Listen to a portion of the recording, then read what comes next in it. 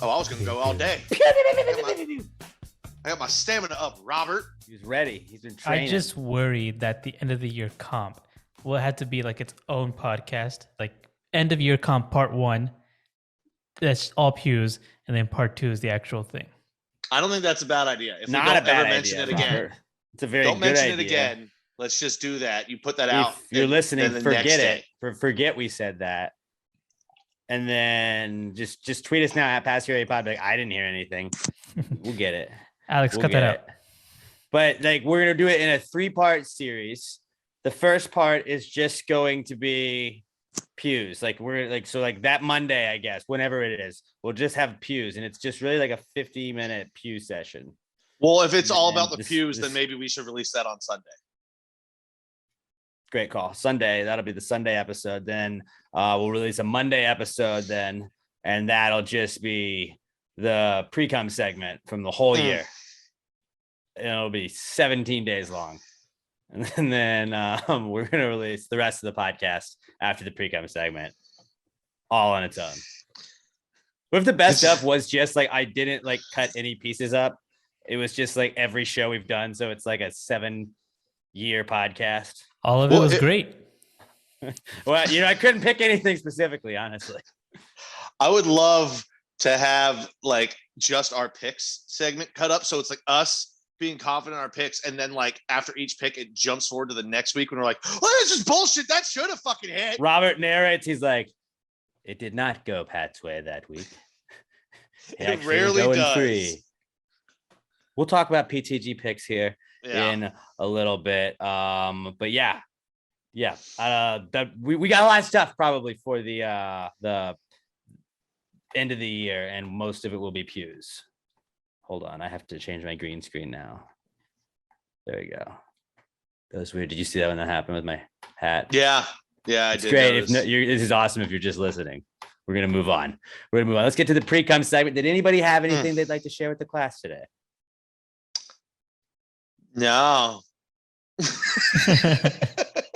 All right. Actually, hold on. Wait. I Me might have again. written something down.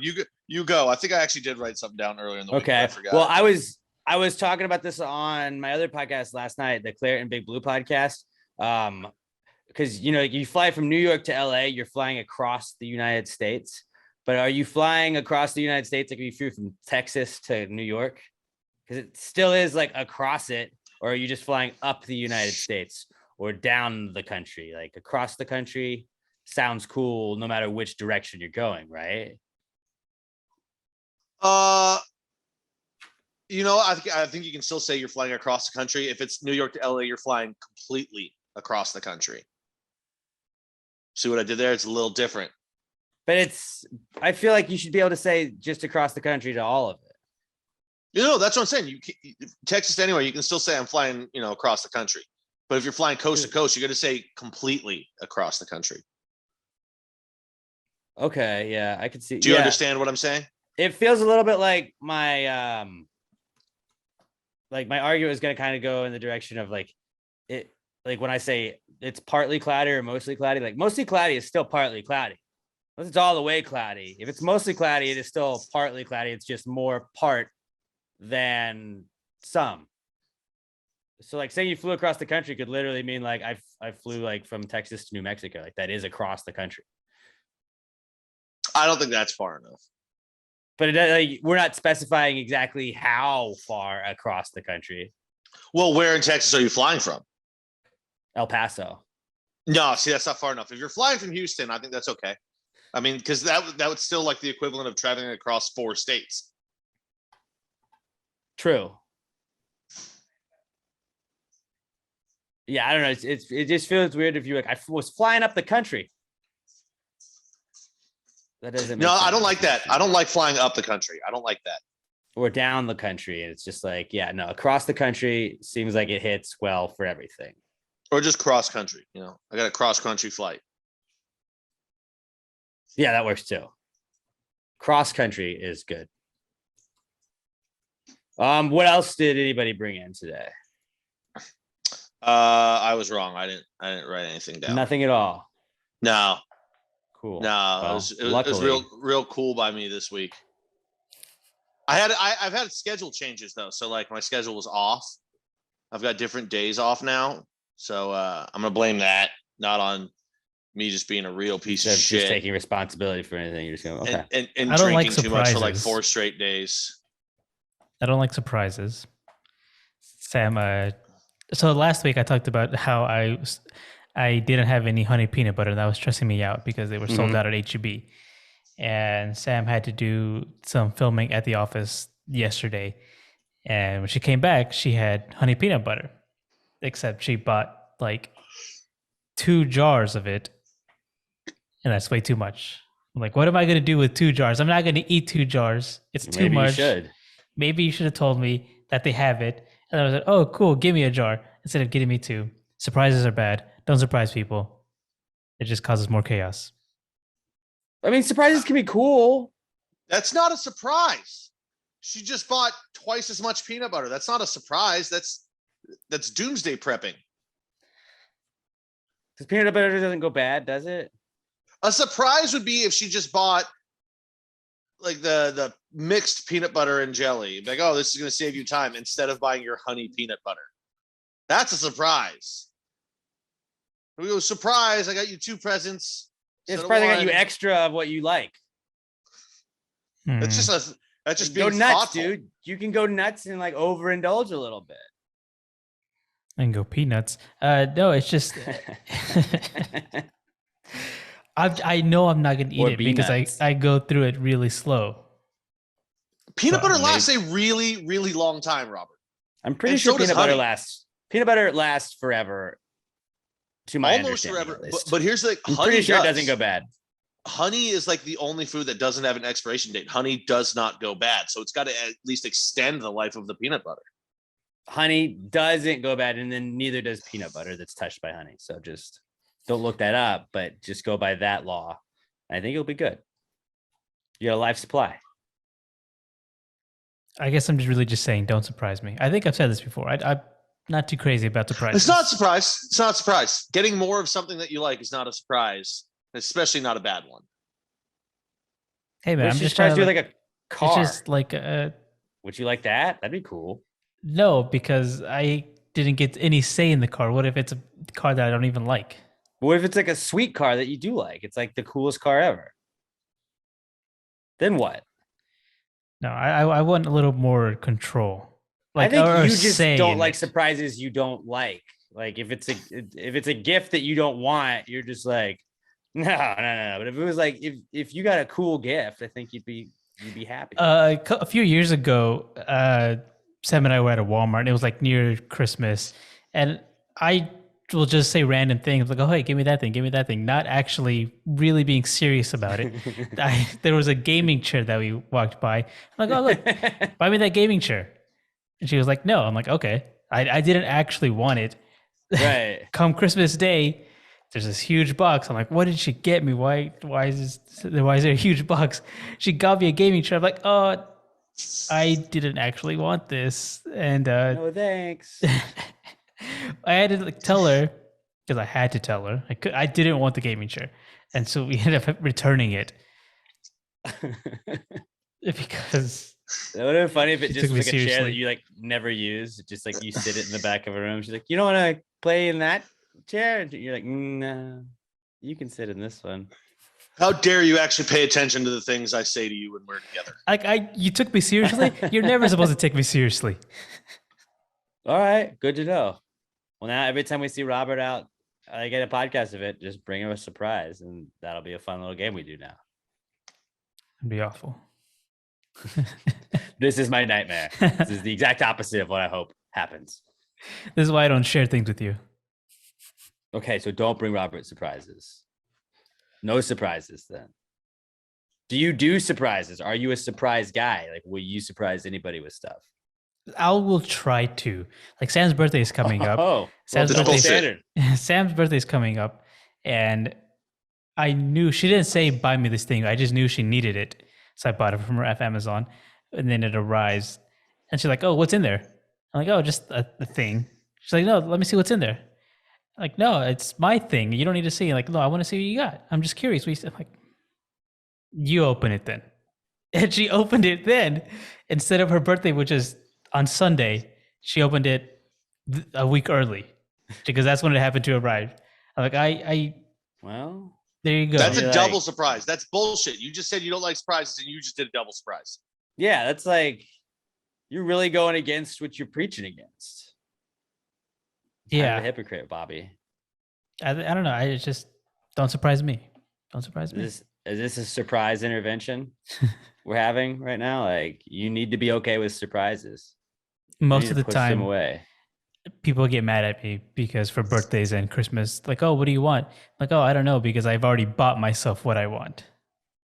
And so That's kind of how I am. That's kind of how I am too. I'm just like, I don't know, I saw it and I bought it. yeah. Every year, my mom will get me like socks, pajama pants, and a random thing, and that works. Because every year I need new socks. Every year who doesn't you need new socks? Like, socks are always like a nice like addition. I'm not saying I only get socks once a year on Christmas, Robert. There's usually at some other random point of the year I buy another pack of black socks. Like this year, she got me those office socks that I showed you, Alex. Mhm. I like them a lot. They're very nice. That was cool. Yeah. Those Actually, virtual I can, socks. now that I think about it, I can actually piggyback off the surprise thing for Robert. I had 2 surprises this week. Ooh. One, I ordered my buddy, I think I've told this before that I owed him a copy of Mario Kart 64. I ordered it for him on Amazon, which I have done before. This time it actually made it there. Last time it didn't. So that was nice. I'm probably going to go over and play some of that a little bit later. And first time ever, I ordered some shoes online. I needed some more non-slip shoes for work. Mine were I have like calluses on the inside of my toes now because I've been wearing steel toe shoes for like 3 months. And my foot always rubs up against the hard part. Now I've got like calluses and it's annoying. The backs of the shoes are starting to get fucked up. New ones came in, perfect size. You never know with online shoe shopping. I've heard. You don't. You really don't. Perfect size, very comfortable. I might just probably just gonna get some extra insoles to throw in them, but they're very comfortable. Get maybe some Dr. Scholl's. Treat yourself. Get some cushioned insoles right there. A little padding. I don't need a doctor. I'll go to like Mr. Schultz. Senor Scholl's. Either way. No, I'll probably just go. I'll probably go to Walmart and get the exact same ones I had last time. Kind of gel insert. Very comfortable. Exactly. But yeah, my feet are very comfortable. My toes are already I can feel the calluses already started. It's been, I don't know, 48 hours. Can't actually feel the calluses going away, but I think I can. There you go. It's a process, I'm sure.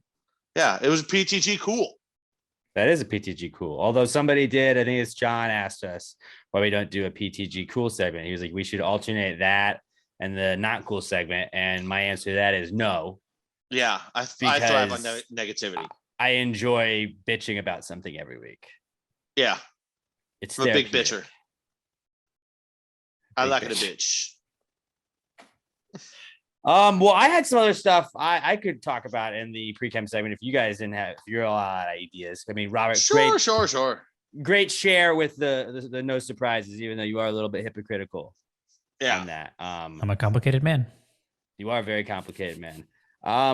Glove compartments are still a thing, but how many of them do you think have gloves in them still? Less than 1%. Right? Less than 1%. Maybe up north, there's more. I've only ever really seen like the car's manual in there, like maybe some old CDs. Just a bunch of shit is usually what it is. Yeah, every insurance thing I've ever had ever in that car. You're like, don't ever throw it away. My spare little M air fresheners in there as well. There you go. I'm sure people keep guns in them sometimes. It's a good gun spot. It is a solid gun spot if you have a little lock there. Yeah, I don't know. Mine is mostly just every insurance card I've ever had, and then the manual and like a pen, I think. But I don't think I even have that in the glove box. Probably should keep a pen in there. Yeah, and like the center console thing. You never know when you need to write something down. My brother's car that I am using does not even have a center console. That's how stripped down of a car that he got. No power windows. Really? No cruise control, no center console. Well, that's how they track you. Mm-hmm. It's very Everyone good point. knows center consoles. Yeah. That's where they keep the chip. You could also just be like, that's where they get you. You don't need one. $2,000 extra dollars to send. That's how they get you. That would put if you had said that to him, Robert, I bet he would have just like gone, right? Because your brother has that eye. He just talks like that. Yeah, buddy. Hell yeah. He does text yee yee to me a lot, and I'm not making that up. That's funny though. He'll be like, "Fuck yeah, Red Sox are at like if somebody doubles in a run," and I'll just text back yee yee. It started like 3 years ago. I don't know how it got started, but we did not say that growing up. So yeah, cars and glove boxes. They're not a lot of gloves in the boxes anymore. No more gloves in those boxes. Do you got no digis? No digis in the box. A couple other things I brought for today. I saw an article that I am now taking as a study that oysters do in fact make one horny. It's always been discussed as like, oh, oysters are an aphrodisiac. Well, somebody tried doubling the amount of oysters they ate for a week. Eventually they got to like where 64 oysters were what they were supposed to do. And it was a woman, and she said that she got kind of horny the night that she ate like over 32 oysters, and that it's like anywhere between 1 and 10, it's not going to do anything. After 10, you got a shot. And it's like, yeah, if you hit like 16 or 20 oysters, like that's going to be kind of gross in your stomach, but you might be a little turned on. So, well, think about it. Fun fact that we learned today. Think of the act of eating an oyster. You like lift up it and suck it down. I mean, you do that enough times, it's going to get anyone horny. Just inadvertently making that noise that many times. Yeah, horny just thinking about it. Yeah. But it was confirmed because somebody tried it. So.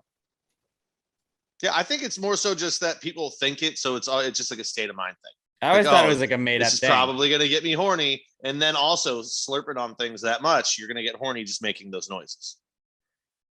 Big time horny. I don't know if everybody works that way, but I go eat 16 oysters. And now that you're thinking about making that noise when you eat them every time, about the fourth one, you're going to be like, I'm fucking horny.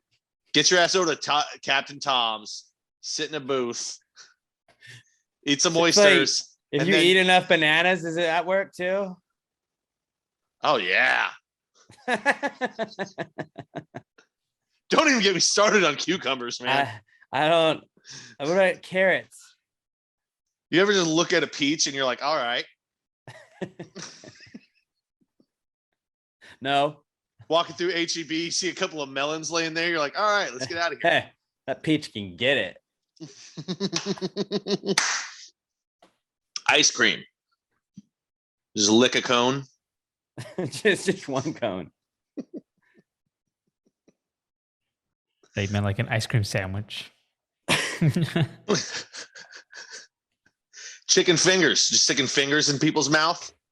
Oh yeah, I'll turn any food horny. Mozzarella sticks. Oh yeah, that's the way to go. Yeah. Oh, with the cheese just dripping out on their chin. Come on, forget about it. So all food makes you horny if you think about it. I mean, yeah, who isn't happy when they get food? I noticed something at the restaurant today that exclusively women do. And it's not all women, but it's something that only women will do and men won't do.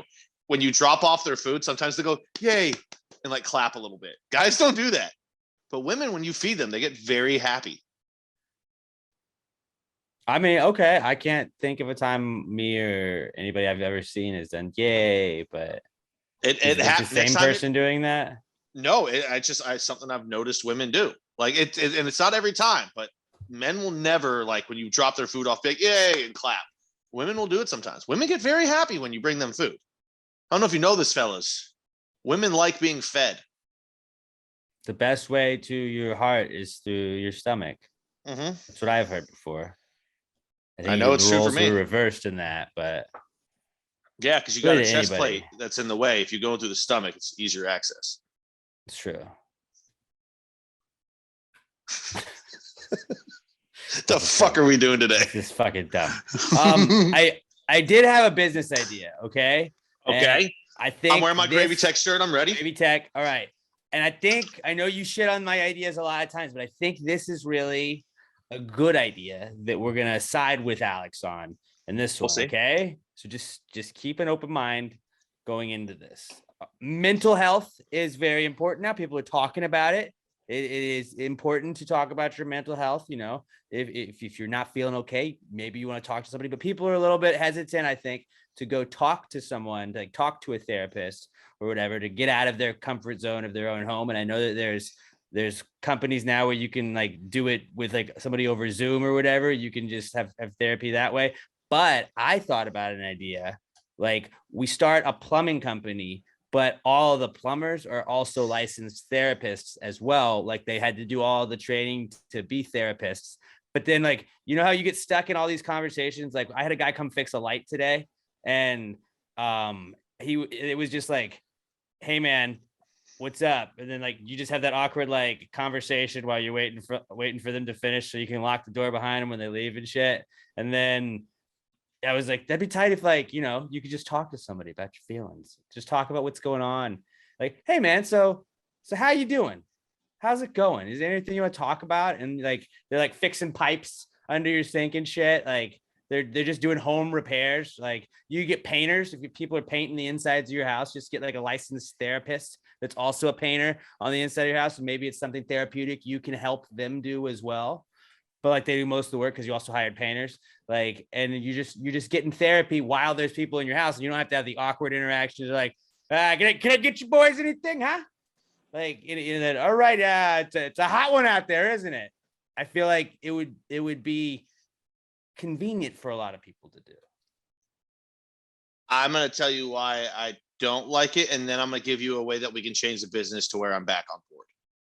Okay. One, the most annoying thing in the world is when you're trying to fix something that somebody just starts a conversation with you. Mm-hmm. So what if you're a therapist, you would already be going in to have the conversation. But also now you got to send them, they got to get the schooling for therapy, and they got to get the schooling for like plumbing and electrical shit. That's a lot of schooling that I don't think these people want to do.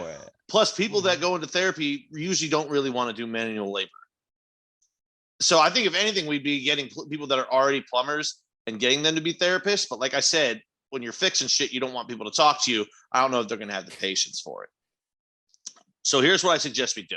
You've heard got to be some plumber that wants to be a therapist. Oh, I'm sure. But here's what you've heard of Fiverr, right? I have. Okay, we're going to make an app called 1,000 and Fiverr because therapy is expensive, and you literally are just paying therapists to come over and fix shit around your house, but then you get to talk to them. So it's essentially the same company that you created, except now we've got a fun little app built into it. Well, obviously this would have some sort of app or website to go with it anyways. I don't know if plumbing is going to happen, but like pay your therapist to come over and like paint your dog house, but also you have a chat while you're doing it. Like your glass guy could also be. You tell him to come over and build your child's doll house, and then she'll talk to you about why you feel the need to buy your daughter things because you're at work too much and you don't feel like a good dad. Bam. 1,000 and Fiverr. That's the company idea I have. I don't love the name. Well, it's because it's going to cost $1,005 because therapy's fucking expensive. Right, but I don't know if I love the name, but I kind of get where you're going with it. I think there's got to be like plumbers that, you know, they would also like to be therapists, and like those are the people we hire. Those are the guys and gals we bring on board to do this. And not just plumbers, other stuff. Yours sounds like the beginning of a porno. The plumber who listens to you, but it's not. And then fucks you. And usually that's the lady that's like, hey, and she won't quit bugging the dude. But like this time they're like, well, you know, like why don't you take a load off and just sit here and tell me about your problems. Why do you feel the need to grab my dick while I'm fixing your sink? No, not that. Like that's not it. But then I had to add on to it. We could set up like, instead of like they make the home call, the house call or whatever it's called. They do house calls to you. Instead of doing that, you could also go to a couple of our locations, the brick and mortars that we've got, where it's just a bar, but there are bartenders that are also licensed therapists, because everybody also always Like a lot of times you do hear people be like, bartender's kind of my therapist. Like we just really get therapists that are also bartenders. And then you go and, maybe there's not a game. It's just kind of like a one-on-one session with you and a bartender. And you just talk about your feelings. I got another one. It's an offshoot, Fantasy Fiverr. It's Fiverr, but while they're fixing whatever shit, you get to bounce ideas for your fantasy football team off of them. Because nobody cares about your fantasy football team. But if you're paying them to listen and shoot some ideas back and forth, Fantasy Fiverr. So there's a service idea. called Rent a Friend that I think is very similar to this, that we can spin off inspiration that you just rent a friend to do things like go to the park with them, or they can be a workout partner. So we just do like rent a therapist. Did you use Rent a Friend? I did not, but I've heard about it before. Do you work at Rent a Friend? I feel like Robert would be a great marketing Rent a Friend influencer. So we just do this with therapists, a therapist that you can bring along to do all these other activities. I do like that. No, I like that. I think with all of the ideas we've got going on here, I think there's something there. You could rent a friend to be your psychic. Well, see, if you're renting somebody to be your psychic at that point, like I don't trust their reading. If you say you're your psychic to me anyways, I'm not going to trust your reading anyways. Yeah, and also if you believe in that shit, I'm not going to trust you. Like, oh, let me see what your tarot cards say. Like, this conversation's over. Do you think the Rent a Friend thing is just like you have like it'd be funny if you had to just do whatever it was, where it's like obviously like it's not like offensive and shit like that, but like if it's just like, fuck, I don't want to be the workout guy. This guy needs a workout partner. I don't want to go run. Yeah. And then this guy's really like, I want a guy to go to the ball. I just want a guy to go be boys and watch football with. And you're like, all right, I can do that for a Saturday. Like that's a solid Saturday. And you get paid? Yeah. But then like you might have to be a spotter at the gym for 2 hours. And like, I don't want that one. It's got to be like Uber and shit where you can just veto rides.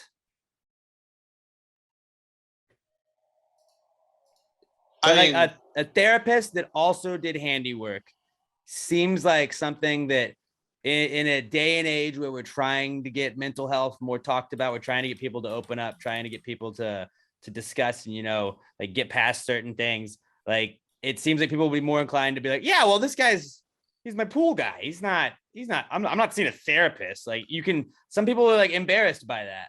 Like Tony Soprano was very embarrassed by this. Honestly, that's mostly what gave me this idea. Is I was watching The Sopranos and I realized how embarrassed Tony was. And I was just like, if you had somebody like disguised as like a repair dude coming up there, but they also did the repairs, just talk about him while like, Tony could have fed his ducks while he had the pool guy around.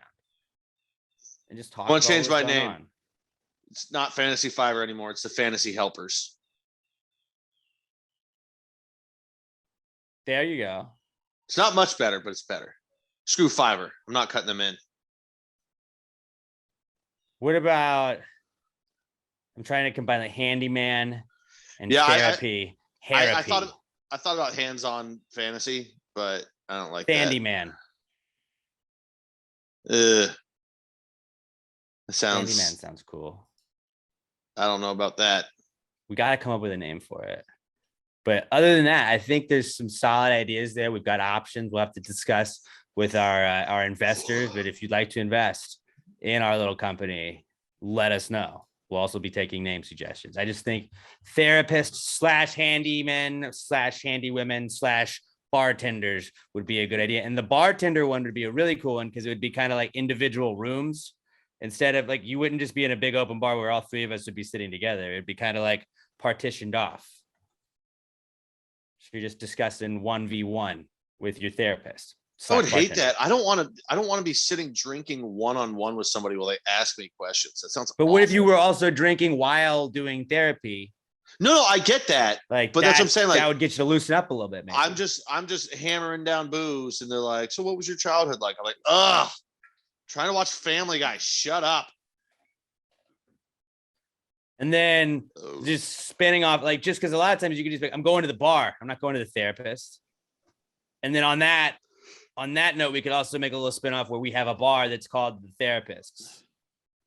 So you go to the therapist, but it's really a bar. Like when somebody calls the bar gym. Bartending like, to you. But you're like, I'm at the gym. And it's like, no, you were at a bar.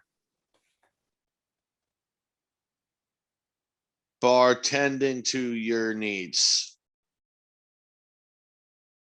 Nope.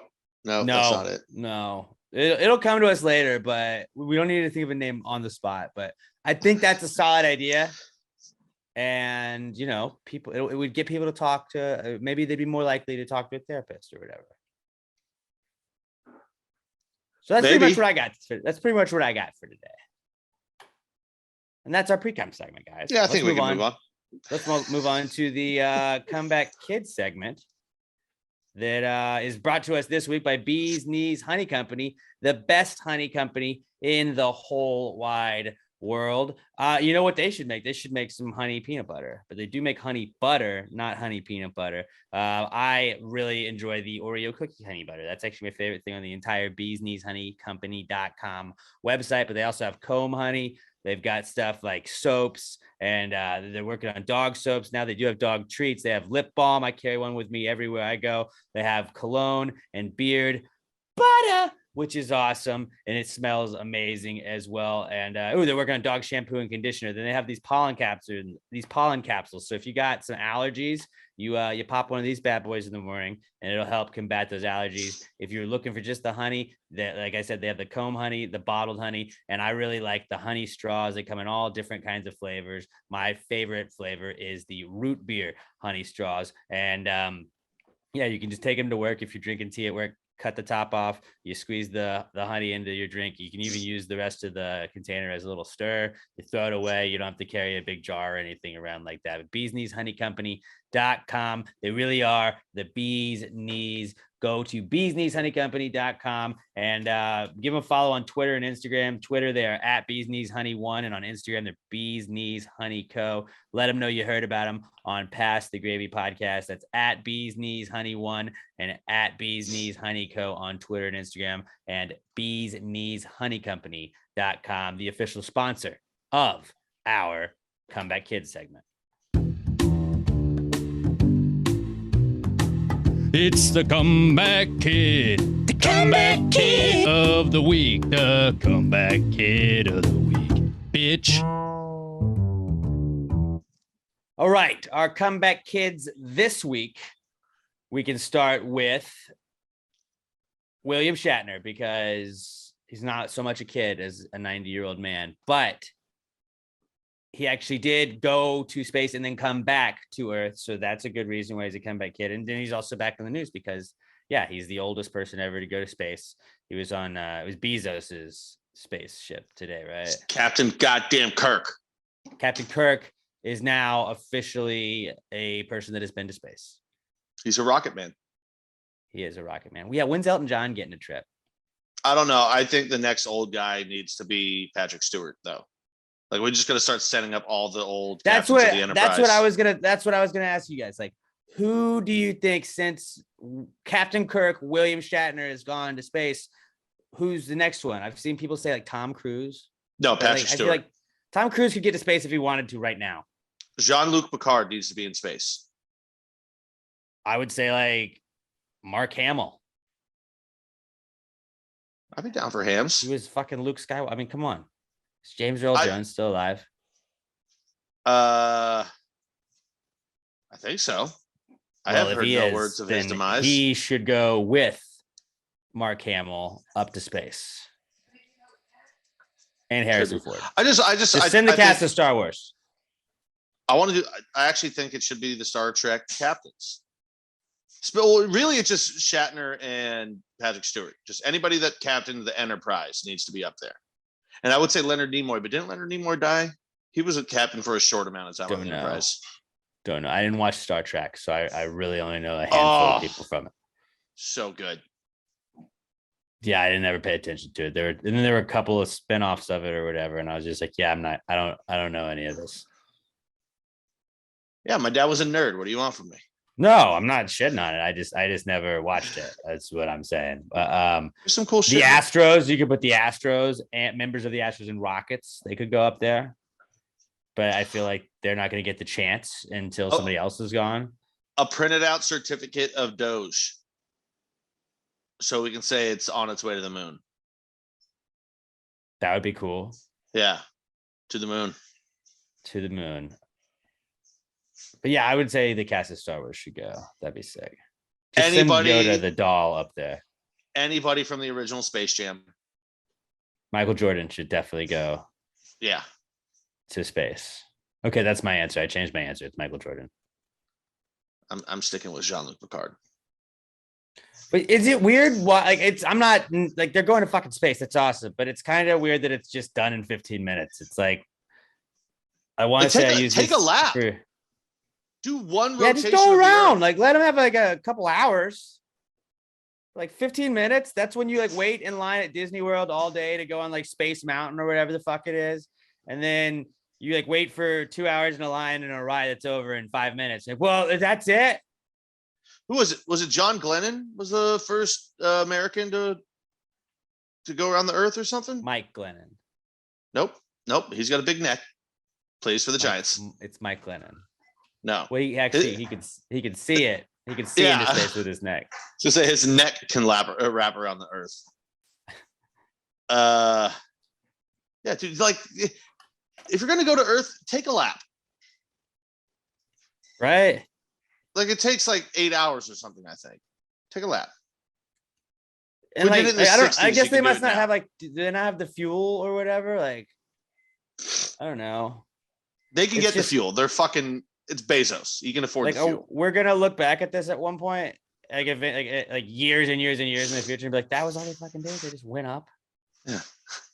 It's gonna be 50 years from now, and like we're gonna look back like, hey, remember when billionaires started like jumping really high and saying they went to space?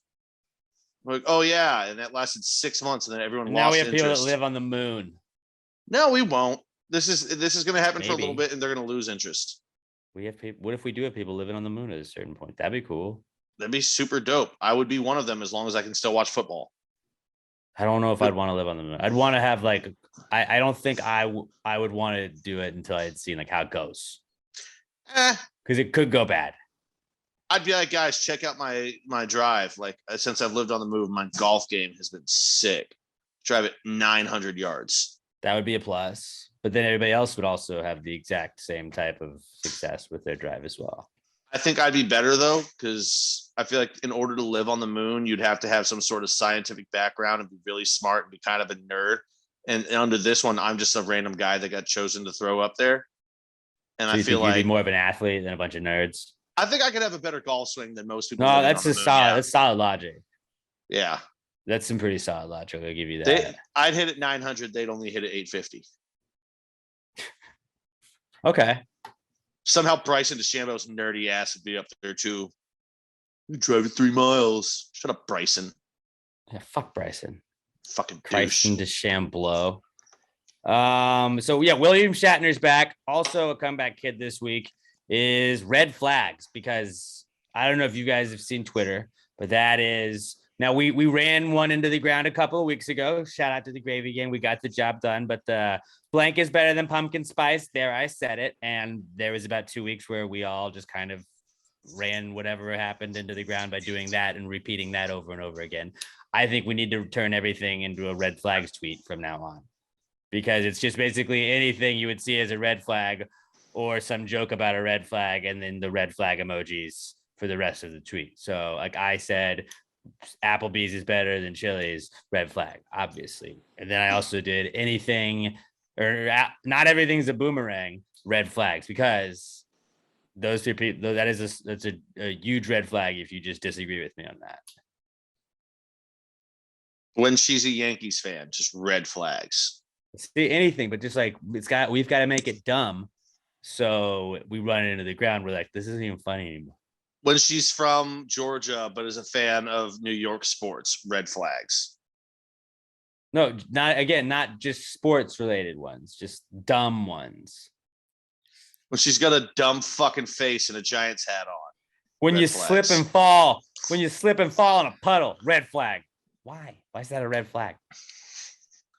When she shows any interest in me whatsoever, red flags.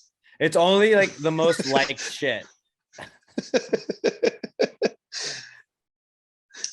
If they have a really nice car, red flag. See, now you're getting sarcastic with it. I want to be real. No, we need to be sarcastic about it. And then it's just like, none of these are even real anymore. This is stupid. When she's never heard of Southern Star, red flags. Just Burger King, red flag. Why? What? Basically, just tweet at Applebee's nothing but Just any word. Yeah, mostly tag Applebee's. Just at Applebee's and then just red flags. And just every day. Let them know Chili's would never. It's like, what is this about? You know. By the way, going back to because you brought up Applebee's on it again. I had texted Pat over the weekend.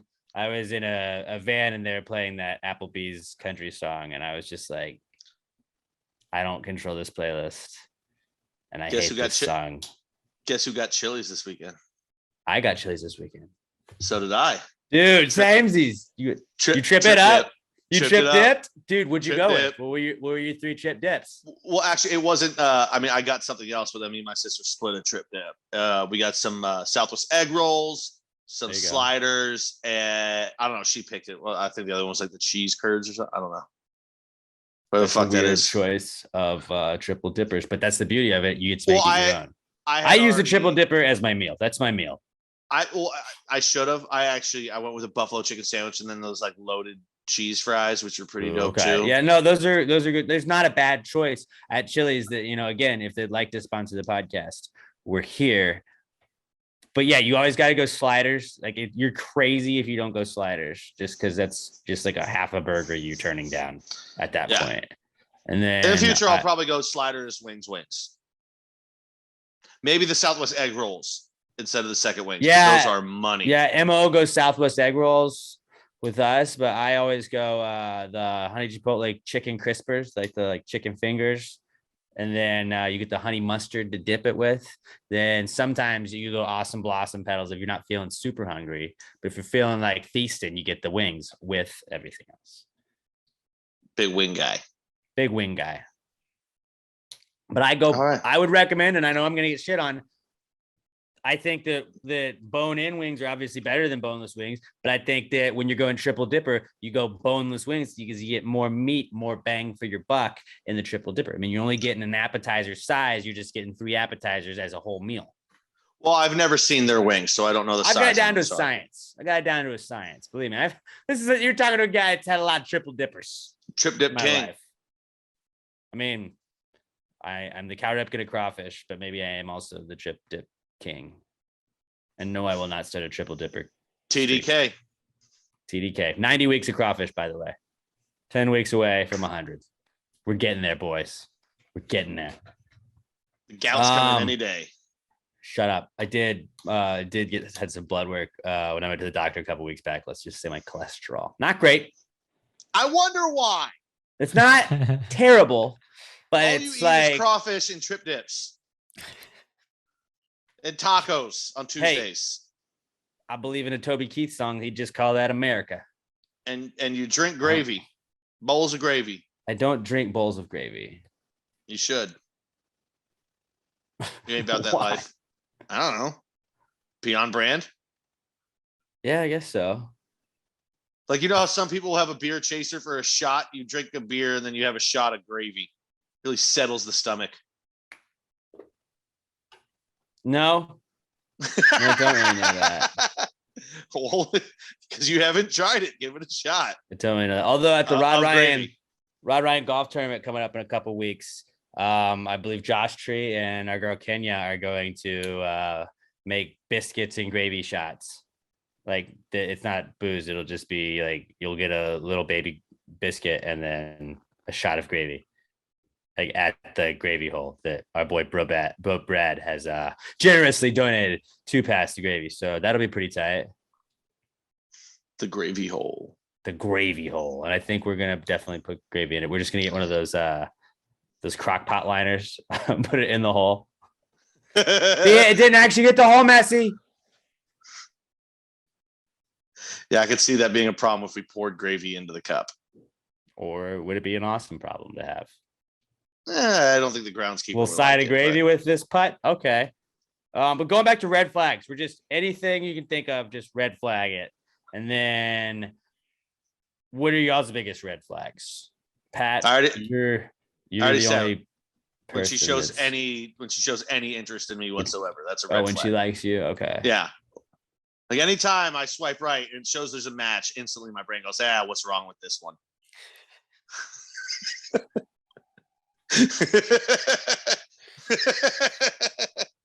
That's a joke, but it's also true. Right? My brain does do that to me. Oh, that's healthy. I need someone to come over and fucking paint my house so I can talk about it. See? There's a use right there. There's a use right there. Okay, well let's move on to the next comeback kid we got, and that's Lil Nas X, because the king is fucking everywhere. He doesn't have anything out right now. I mean, he's got an album out that came out recently. He didn't really do anything as of late, but he's just like everywhere still. He's still got a song, I think a top 3 song on the Billboard charts. Then I think last week he had 3 songs in the top 10, but he's on the ESPN college football theme. Like they're on all the promos for ESPN, they have Lil Nas X and Industry Baby on it. And then he's got What I Want is his other song he has that's on a Taco Bell commercial. He's narrating all of it. And then he's in a fucking ton of Uber Eats commercials with Elton John. You don't look pretty broke. fucking great. And he's just like mayonnaise and fries. Like it's funny shit, dude. So it's very European, but also it's delicious. Give it a shot. Mayonnaise and fries. Lil Nas X is everywhere. I mean, and he's our king. That's why he's a comeback kid. If you guys wanted to hit him up and tell him to come back on the pod or come on the pod at all, that'd be fucking tight. But if he ran come back on the pod to make it seem like we've already had him on the podcast, so he'll be more inclined to do it. Would he be President X or President Nas X? I think he'd be President Nas X. I don't know. I was thinking it would just be X. I guess because Lil would be like Mr. But by the time he's old enough for that, he'll probably have dropped this and just be going by like his regular name. Nas X. No, by his real name. Montero. Yeah. What's his last name? I don't know. You're not even a fan. X. Who are you? He keeps it anonymous with the X. But yeah, Lil Nas X is everywhere. So, I hate to say we told you it was going to happen. He was going to take over, but we told you that and we were right. So suck on that. Our next comeback kid is the word scumbag, because I decided this week and I'm just going to bring it back. It's fun to call people a scumbag. Real scumbag move, dude. It is a fun one. It's fun to say somebody's being a scumbag or just being, this guy's a real scumbag. It seems like it cuts. It makes you seem cool. It kind of feels like something that like a mafia guy would say. And then it just, it grabs the attention. I mean, it's fun to use on your friends too. Like just when you're talking, they say something. I don't have an exact example, but from time to time you have guy friends that just say some scummy shit. Not necessarily meaning it, but just guys being dudes saying weird shit. And you go, dude, you're a fucking scumbag. And even if it's not like scumbaggy, just calling your friends a scumbag is good. And then they're just like, oh, what? Yeah. All right, scumbag. Bro, I farted in the shower the other day. It was so bad. Dude, you're a fucking scumbag. Like what? How? Why? Actually, I'm gonna start using that. My friends in my group chat, like whenever it was an inside joke that we always would just call each other Toots. Like, hey Toots, how you doing, Toots? but when you spell it out, it looks like we're spelling Toots, but it's just we still are like, hey Toots, you coming to this? All right, I'm gonna bring that back now. Now I'm gonna start using scumbag. Let's bring up scumbag and Toots. I'm gonna see how the girls at the restaurant how that goes over with them. Yeah, it was funny because it was guys saying it to guys. So like, call your dude friends Toots. Like, what's up, Toots? No, we're cool. I think it'd be really funny if I said it like one of the surfers. The Me Too movement may disagree with that. So hey Toots, I need you to come run your food. Me 3 movement people, but No, because I good know and like contribute. I feel like Yeah. any of the girls at the restaurant would just look at me and go, "What the fuck did you just say to me?" I'd bust out laughing. How you doing there, Toots? I need a couple malts for table 4 over here. Hey Toots, good morning. Big fuck did you just say to me, Pat? They want some Nothing. eggs. Keep it mooing. Eggs? Mooing eggs? What does that mean? That's it. I'm doing it. I'm calling all of them Toots tomorrow. I would like, fellas, keep it with your male friends, I would say, because I don't want it to get misconstrued. That'd be our gravy gang, like our Jeep wave. Like, what's up, Toots? You'll just get like, oh, I'm gravy gang. Okay. Yeah. I like it. How you doing, Toots? I'm setting myself a reminder right now. Use the word Toots. And then also, like, so that's really 2 comeback kids we just used right there. Toots is a new comeback kid. We're adding it. And then scumbag. Scumbag. Oh, fuck. Toots. I'm gonna go ahead and throw this in there right now because I'm in my reminders. And early not cool for me. I forgot I've had a free Amazon Prime membership for about 2 weeks now. I was supposed to be catching up on The Boys and I completely forgot about it. I was Fuck. like, why? Now- You need to go shopping? No, but you know, I started it when I got those shoes. I used the free Prime shipping on it. Shit. But yeah, now I could have already been done with The Boys. This is a show that is fucking amazing, and I only ever watch it when Amazon sends me 3 months of Amazon Prime. Now I got to fucking rush through this shit now. Amazon Prime is the tits, but yeah. It's so good. So Amazon Prime, I guess, is a comeback kid as well. And scumbag. You're a real scumbag for not using it the first 2 weeks you had it, buddy. I am. It's a real scumbag move by me. Real scumbag move. Another scumbag thing is actually it's not scumbaggy. It's cool. It's hockey. Hockey's back this week because so good. The NHL had opening night on as we're recording this. It happened on Tuesday night. But yeah, dude, hockey's fucking back, bro. And So good. And I would say that the best part about hockey being back is ESPN is like the largest broadcaster of it. I know that like TBS or TNT has a deal as well, but like ESPN and ESPN Plus are going to have most of the like, games. Like you don't have to have the NHL package and stuff. I don't believe.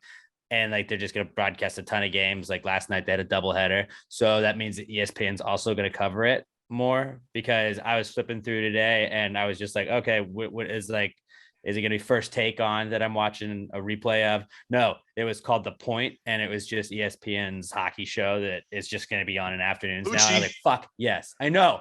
Bucci Main, and then we got Barry Melrose. John Tortorella now is one of the main guys. Just the whole crew they had.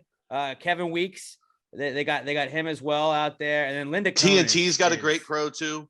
But Linda Cohn is an amazing hockey analyst. I'm really glad that like she's kind of getting like she was awesome on Sports, and I'm just glad she's getting a time to like shine because her and Barry Melrose always did a show called In the Crease on ESPN Plus, and they would just kind of recap the games from the day before. And I used to watch that every day. So today I was watching, and I was like, yes, because like I really don't ever watch ESPN anymore. I just don't. I've got other things I do. I don't sit down and watch SportsCenter like I did when I was a kid. And like if I have it on, I'm just watching a game. So like watching The Point, I was like, oh, dude, Cohn and Butchercross and all these people. They're like, I haven't fucking seen you in forever. It's like, oh, it's just because I don't watch ESPN anymore. They've still been around. You get the old school ESPN music. Like, it's fuck great. Yeah. It's like ESPN's coverage of UFC. I mean, this is going to mirror that, I would argue, but I would say that they're probably going to cover it more just because the NHL is one of the major sports. Like they do a great job with the UFC coverage, but just now they're going to have like UFC was covered a little bit. They would have like a segment maybe on it every couple of months. And now it's, hey, this weekend fight night, UFC fight night on ESPN Plus. Like, let's talk to these fighters. And like, it's getting a lot more exposure. It's going to give hockey a ton more exposure. And this is going to be really great. Like hockey fucked themselves in the lockout they had. I think like 2007, 2008. I don't remember what year it was, but they kind of fucked themselves on that. And then didn't have a great TV deal. It was Outdoor Life Network. And then it became Versus, and then it became NBC Sports Network at a certain point. And now that's just not got the deal with it. Like they just didn't get the exposure. It wasn't at the top of anybody's priority list. Now ESPN has it up towards the top of this. Like there's football coverage, obviously, is going to get one, then basketball, and then like baseball and hockey. I think hockey's going to take another step in like the major four sports, I think, in popularity. Not like it's going to surpass baseball necessarily, but like I think that hockey is going to get more people into it. There's going to be more people in Texas that pick a team that like don't pick the Stars. If you haven't picked a team, just don't pick the Stars. Fuck Dallas. But like if you are picking a team, like you're gonna have people that just start following hockey because it's on TV more. There are rumors that if you're going to pick a team, you should wait about 12 months because there's a lot of rumors out there that the Arizona Coyotes are on their way to Houston. I've seen some of those rumors, but no. There's a lot of, I wouldn't say, you know what? No, I'm not going to say rumors. There's rumblings. We'll call them rumblings. They're under the surface. They're not overtly out there yet, but I think Houston would be a great hockey town because once people decide they want to support Houston, support the shit out of it. Elon Musk should buy the Coyotes and move them to Houston. Well, if anybody, it's going to be Tillman, which is a little bit of a problem because Tillman already has a complicated relationship with a lot of Houston fans.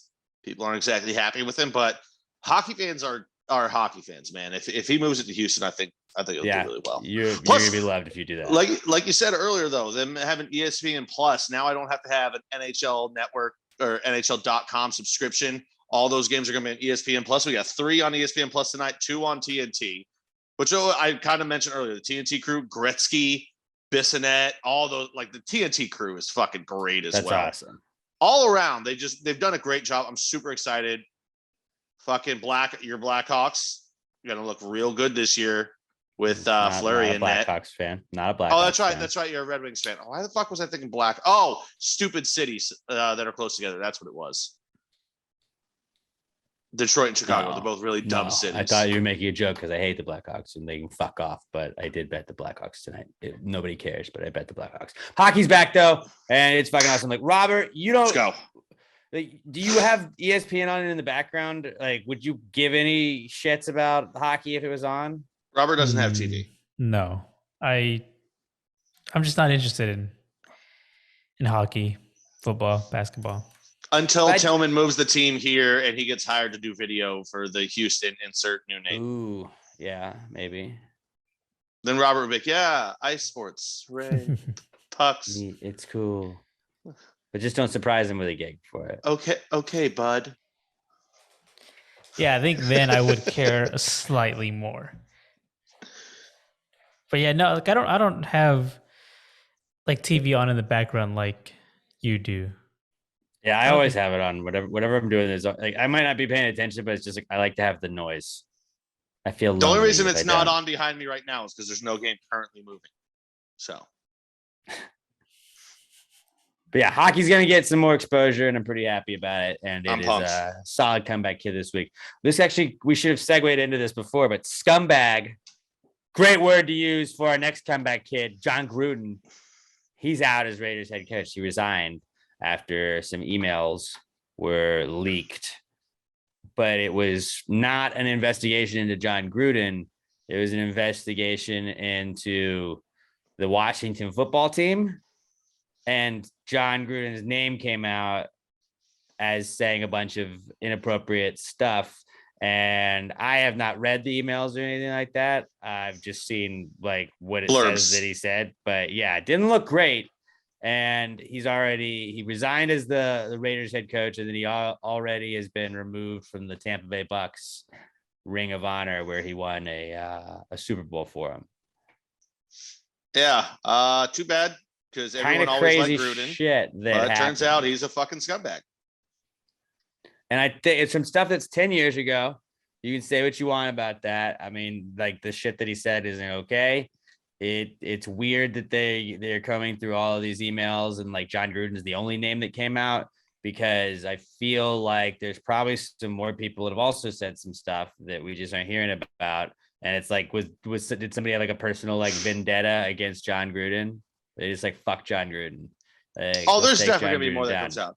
No, like Bruce Allen isn't getting it. Like this is who the emails were to, and if this was a one-sided conversation of John Gruden saying extremely problematic shit, and Bruce Allen wasn't responding with any problematic shit. I find that hard to believe. I mean, maybe it was. Maybe Gruden was just letting it fly. And Bruce Allen was just like, yeah, it's crazy, John. But what is I interesting, find that hard to believe. Because like he wasn't hired by the Raiders at that point. Like, he was not on the Raiders. And it's weird to be like, can a company be like, yes, we need to see every email you've ever sent in the history of time. Like, we need to be able to comb through those real quick before we make a hiring decision. Well, it's because he was emailing the GM of the Washington problematic names. Right.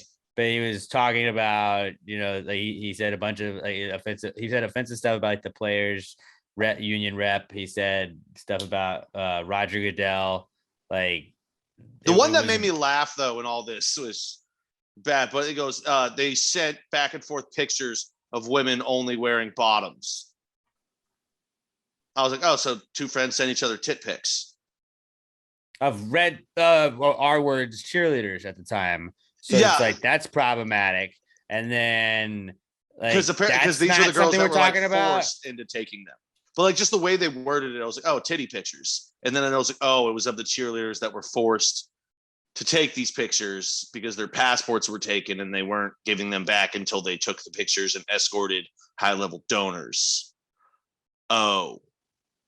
Like, I don't know how Dan Snyder hasn't been forced to sell the team and been put in prison yet. I'm not saying like crazy. What Gruden did wasn't wrong or anything like that. It's just, it's weird the way that it kind of came out. I don't understand it. And then Mark Davis was like, yeah, this is, you'll find out more about this. You're going to hear more about this. I have no comment. But it was interesting to watch ESPN like talk about like, wow, John Gruden, scumbag guys, kind of like, paraphrasing that. But it's like, I think 10 years ago when he allegedly sent this, he was employed by ESPN. So it's weird that you're like, hey, that guy was our guy, but what a bad guy, right? Yeah, like extremely entertaining. And everyone loved Gruden, but then you find out that, oh, behind doors, he was a piece of shit. I mean, this happens all the fucking time. And the crazy thing is within like 2 years, never meet your heroes. He'll probably have some sort of job in the next couple of years too. Because if you're entertaining and good at what you do, it doesn't, I mean, fuck, Chris Brown still goes around and sings. People sell out his fucking concerts. Be like, oh, he's extremely talented and entertaining. Also likes to beat the shit out of women. Give it 2 years, your career will come back. Kind of a dark place. I don't know. I don't see Gruden coming back. I don't see Gruden coming back. I'm not saying he's going to be on ESPN. No. I'm not saying that. But I'm saying maybe the XFL. Maybe some media job in the next couple of years, or he's coaching like FCS team or D2 or something like that. The Rough Rider or the Houston Roughnecks. I don't know about that. I think we're he's basically I wouldn't want that, coach. But I'm saying, he's a 500 coach. I think we can do better. Super Bowl winning coach though. Yeah, and since that Super Bowl team that he won with Tony Dungy's players, as an owner of the Roughnecks, I would not hire him, by the way. Just there we go. That's all I wanted to hear. A lot of people I just wanted to clear that up. I almost forgot I was a football team owner, Yeah. Just so if you love what you do, you almost forget about it every day. This is your call, actually. So don't do it. Don't do it. So breaking news, the Houston Roughnecks will not be hiring John Gruden as their head coach. I mean, that only means so much. Bruce Arians said they definitely weren't going to sign Antonio Brown, another problematic piece of shit. True.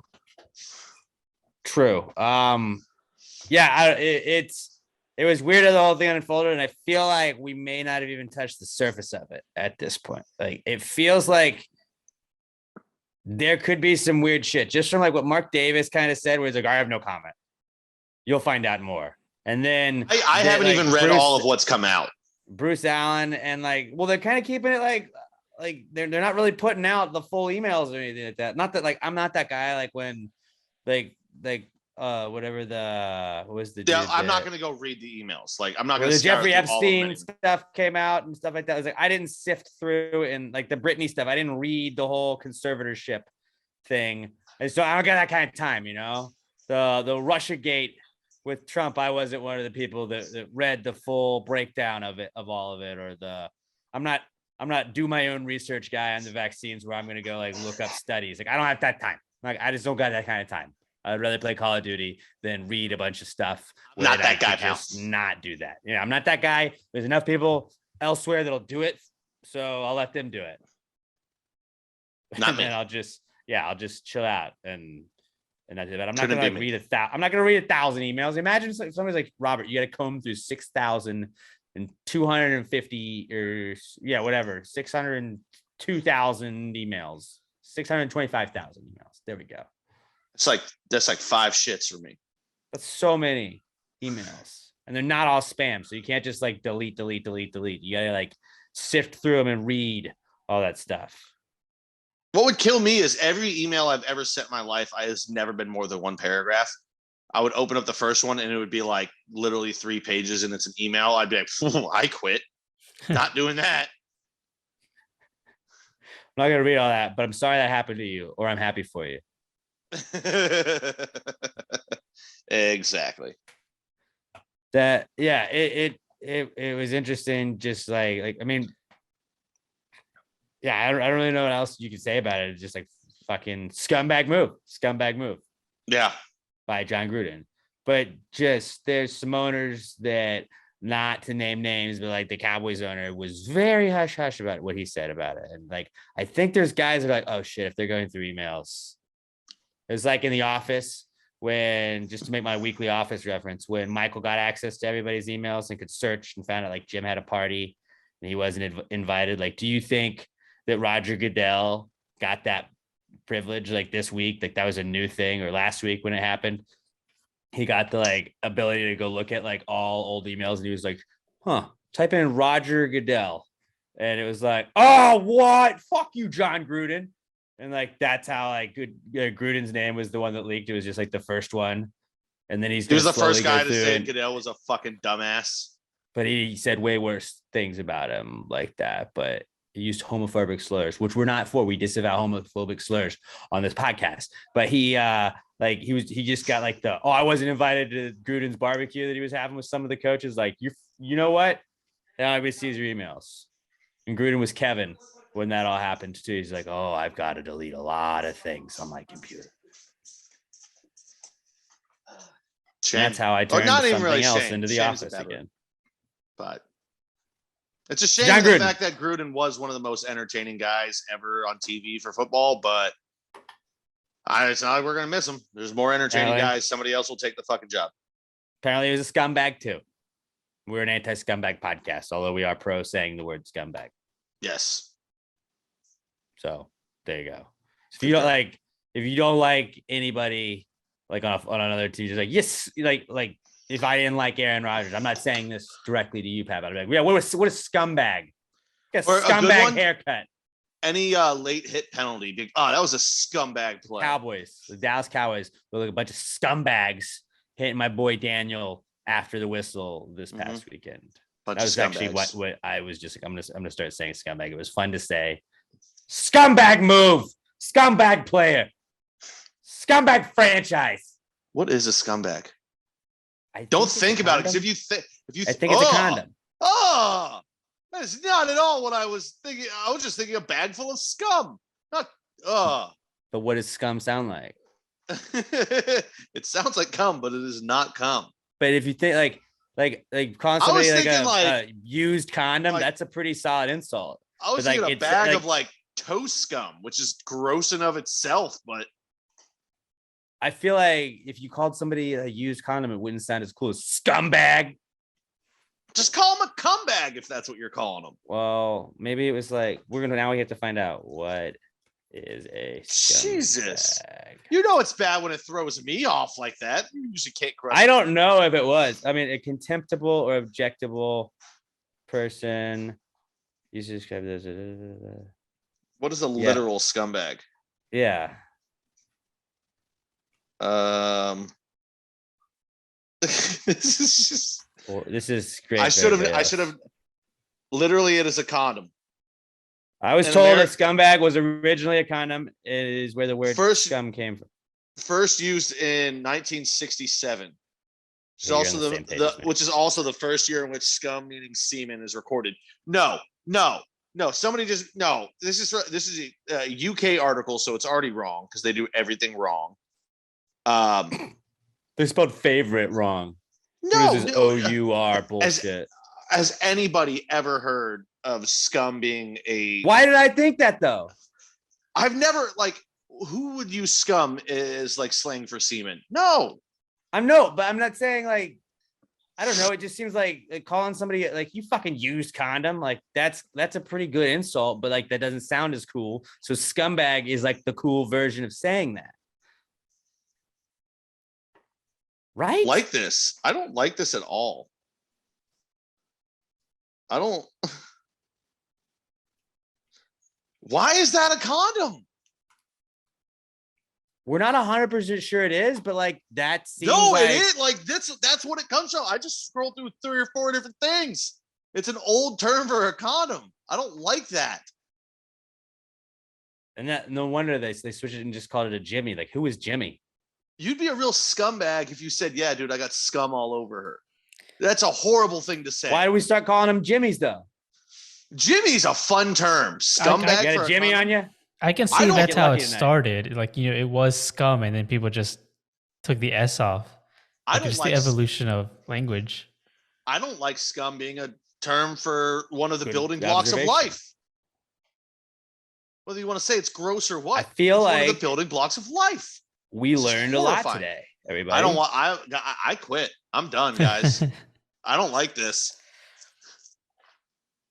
It makes so much more now. Like, we should just learn like an insult. Like a name that people call somebody as an insult, like, and just like figure out the origin of it every week. Like, douchebag is pretty self-explanatory. But like we'd still have to do a week on it, and that would be a boring segment. So maybe not. All right, next maybe week, that's not good. We're not going to add any more segments. We're going to dive into the origins of the word cunt. Nope, we're not. But I'm still going to use the word in terms scumbag a lot. It would be weird to be like, oh, yeah, I'm going to go to the store. I got to buy some scumbags. It's my anniversary tonight. I don't like that another kid. You know what I'm talking about. Nope, I don't like this. Like, nobody asks you if you got any scumbags. It's just like Jimmy is the cooler way to say that. Like, Jimmy must have been a cool guy that was kind of like a scumbag person. Something about calling semen scum is just wrong to me.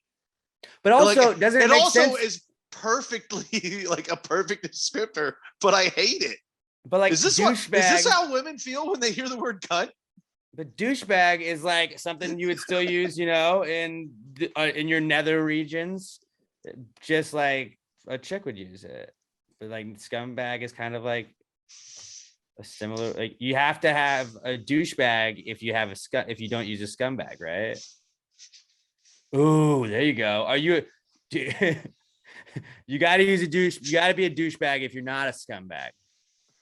Because you can't be a scumbag if you don't use a scumbag. But if you don't use a scumbag, you need a douchebag. There's something there. We'll figure that one out later. But somebody perfect that for us. But somebody needle point that into a fucking quilt or something.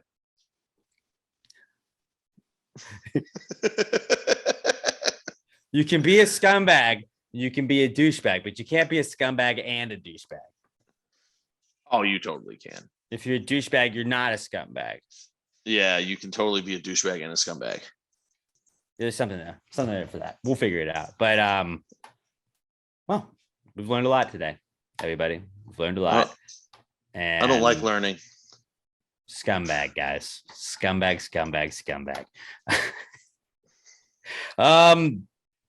Speaking of a couple scumbags, let's get to our football picks, our PTG picks. That is brought to you by a not scumbag company, Alamo Remedy, the most non-scumbag CBD company there is on the whole planet. I mean, I was using, I feel like, do you ever, you've been on the computer a lot, or like I've been working and I feel like I moved my keyboard and like my wrist, I'm getting like the carpal tunnel a little bit. I don't know if it's really carpal tunnel. It's just me self-diagnosing it. But a little the CBD lotion, the cucumber melon lotion from AlamoRemedy.com. I used that the other day. Boom. Feels like I got a brand new wrist. brand new wrist Bobby jokes. And yeah, I use it after playing soccer. I use it on my ankles because I got bad ankles. And yeah, they also have gummies that you can take. Maybe you don't like flying. That's an easy way to just like, you pop a half of one of those or a full one of those. If you're good with the dosage on it and everything, you pop one of those and it'll cool you down for a little bit, chill you out a little bit. But Alamo Remedy CBD, the best CBD on the planet. They have their hemp flower as well that you can get for $19.99. Most of their other products are priced at $17.99. That's the tincture oil, the capsules, the gummies, and the lotion I just talked about. And they also have CBD lip balm as well. That's just $9 a pop. Go check them out. AlamoRemedy.com. AlamoRemedy.com. Use our promo code PTG at checkout, and you're gonna get 10% off of your order. AlamoRemedy.com. Give them a follow on Twitter and Instagram at Alamo Remedy and at Alamo Remedy CBD. Let them know you heard about them on Pass the Gravy podcast. And let's get to the PTG Picks segment. While we're waiting on Pat to come back, I can recap us with how we did last week. Not to brag, but I did go 3-0. Pat went 0-2-1. Fucking Packers, man. He pushed on that. If the Packers had just figured it out earlier, they just had to go to OT. They had to win by the field goal, and that pushed Pat. And then he had the unders, and he said he hated taking unders last week, and he missed on both unders. And obviously, I knew what I was talking about because I was 3-0. So on the season, that brings us to me being 10-5 on the year and Pat being 5-9-1. I'm kind of bummed that like the Packers bet didn't hit for him, because then he would have been 6-9, and that would have been a funnier thing than 5-9-1. So I would have rather him had a game closer to catch me, but still, Pat 5-9-1 on the year. I'm 10-5, and Pat, since you are behind in this one, why don't you start us off? Who are your 3 picks this week?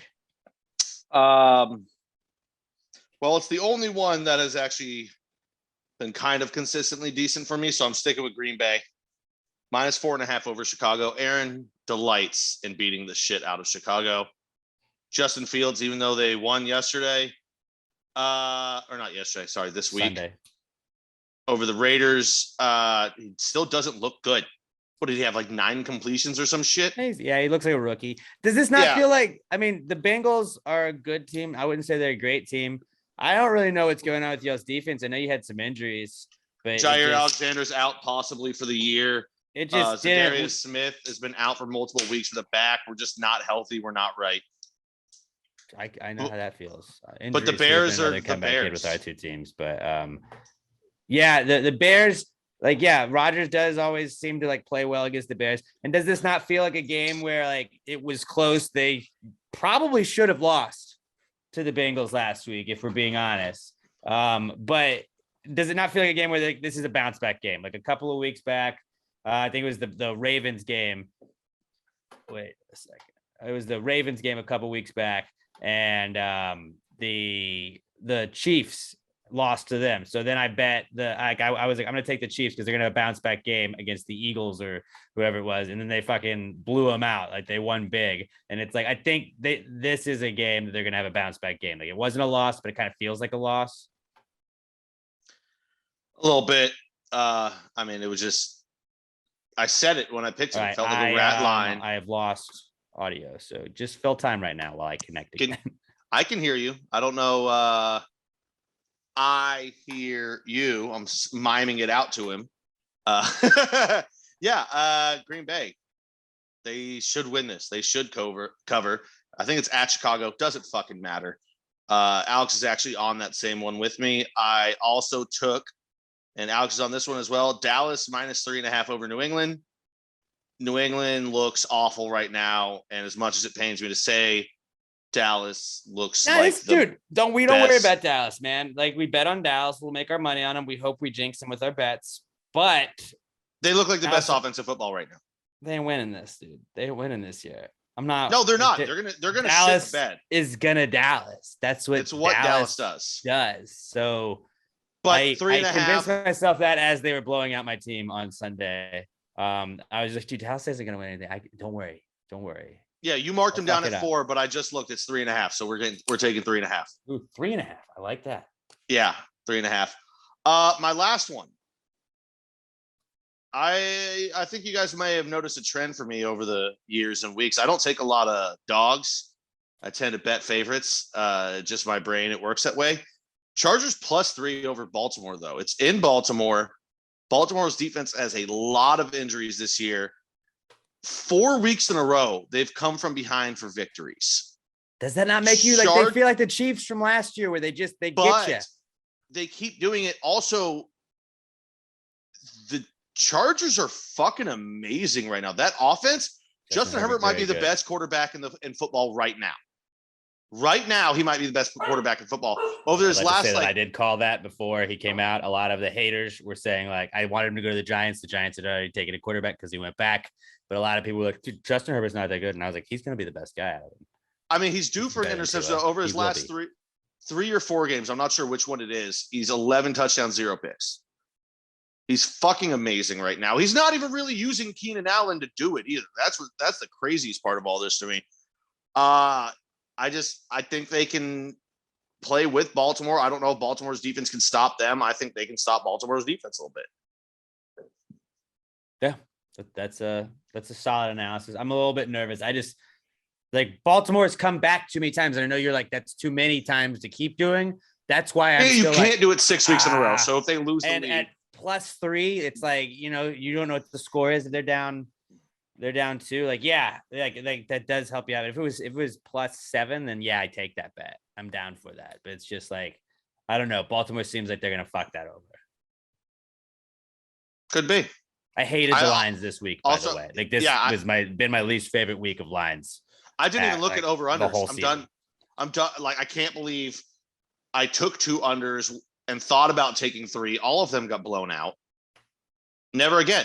Life's too short to bet the under. Never again. Not doing that again. I hope you guys all have been fading me because I'm not good at this right now. You should have been at least. But maybe this is the week you get it together. Oh, I'm going to turn it around.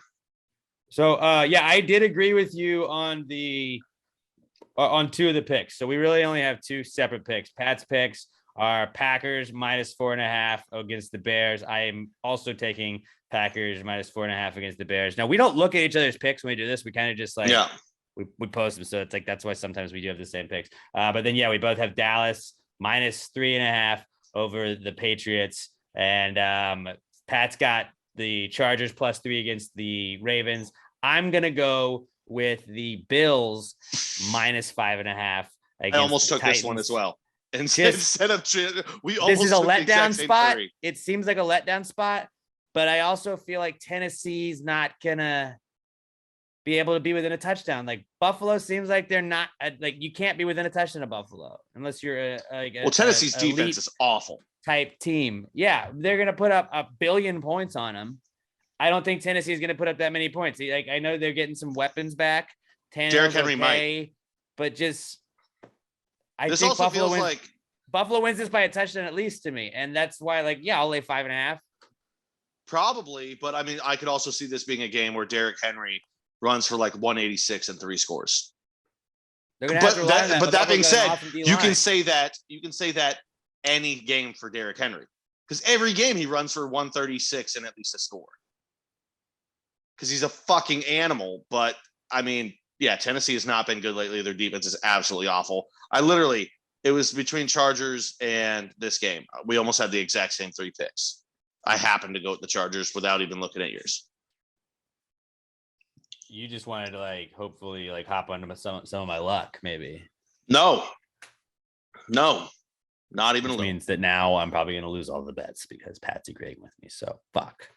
Yeah, but yeah. PTG picks. We both got Packers -4.5 and Cowboys -3.5, and I got Bills -5.5 over the Titans. Pat has the Chargers +3 over the Ravens. That's our PTG pick segment brought to you this week by Alamo Remedy CBD. Now let's move along to the What Would Jesus Do portion of the pod. When we were growing up, we had the WWJD bracelets, but they never said what he would do. It just begged the question. So we decided we're going to tell you what Jesus would do. Pat is actually an ordained minister. So It's true. And I'm the kind Pope of of- Houston. People he's forget. the Pope of Houston. So he's one with the man, JC. All you got to do is hit us up on Twitter at Pass the Gravy Pod. Use the hashtag PTGWWJD to submit your scenario. Throw Jesus in a situation in today's time that he might find himself in, and we'll tell you how he would handle it. At Pass the Gravy Pod, make sure you include the hashtag PTGWWJD. That's how we search for them and find them. And we're only gonna do this segment until you guys stop sending suggestions. So keep us coming with some of these. We're running low on them. We'd like to have a bunch from a bunch of you guys as well. So hashtag PTGWWJD to at Pass the Gravy Pod. This is the What Would Jesus Do segment. Jesus, what would Jesus do? Jesus, what would Jesus do? Put him in a situation in a modern time. If you wrote this jingle, do you think he'd make it rhyme? So think about this crazy world in which we live today, and how would Jesus handle it in any given way? All right. This week's What Would Jesus Do comes to us from Ryan Mazak at Ryan Mazak on Twitter. He says, would Jesus do party tricks with the holes in his hand? Hands, plural, actually, and 100%. I don't know what Think the hell so? they would be. He'd pour water on one side and turn to wine on the other side. He'd be like, ha ha, my blood. That's a great party trick. That's a great party That's trick. a party trick. But see, again, He'd be like, check it out, my Magic, you hand's do a expect- decanter. this goes back to last week where I was talking about like somebody is cooler if they're not supposed to know magic. I guess you would kind of expect Jesus to know magic, but that'd be sick though if he did any sort of magic. It's on brand for him. Yeah, that'd be tight. What if he It'd be did a it sick like party trick? like a shot luge? Like he just poured the water down his arm when it got down to the hand and then trickled through the bottom. It was wine. And sometimes it's just water. He's like, ah, you bitch, gotcha. That'd be pretty funny. I'm trying to think of what other party tricks he could do. He would show up and be like, oh, hey guys, sorry, I couldn't get any more beer. All they had were these cases of water. Psych. And then he would just turn a lot of things into wine. Yeah. He would just turn water into wine in different ways. And we would and still different like beers. I don't care if you're like, if like Jesus, like, I mean, Jesus is my homie, obviously, but like, you know, if Jesus was like my best friend that I hung out with every single day, and that was all he did was just like turning shit into wine, like I would still be like, ha, I did it again. Yeah. Like, I don't think I would get sick of it. Oh, he's doing the fucking wine bit again. It's like, no, dude, look at that. There's fucking water.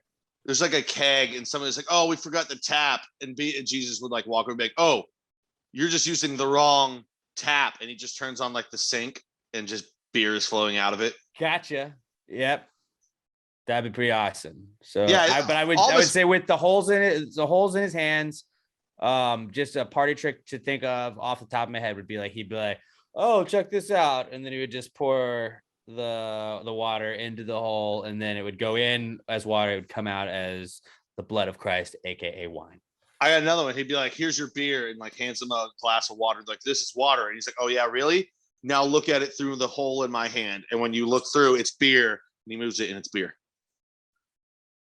Yeah. He would come up with some shit. I don't know exactly what he do, but he would definitely use the holes in his hand. And something where he would slam his hand down and say, nailed it, would also come into play. Yes. I'd like to think that would be something. He seems like a fun dude, you know? He's a guy who's just down to hang out.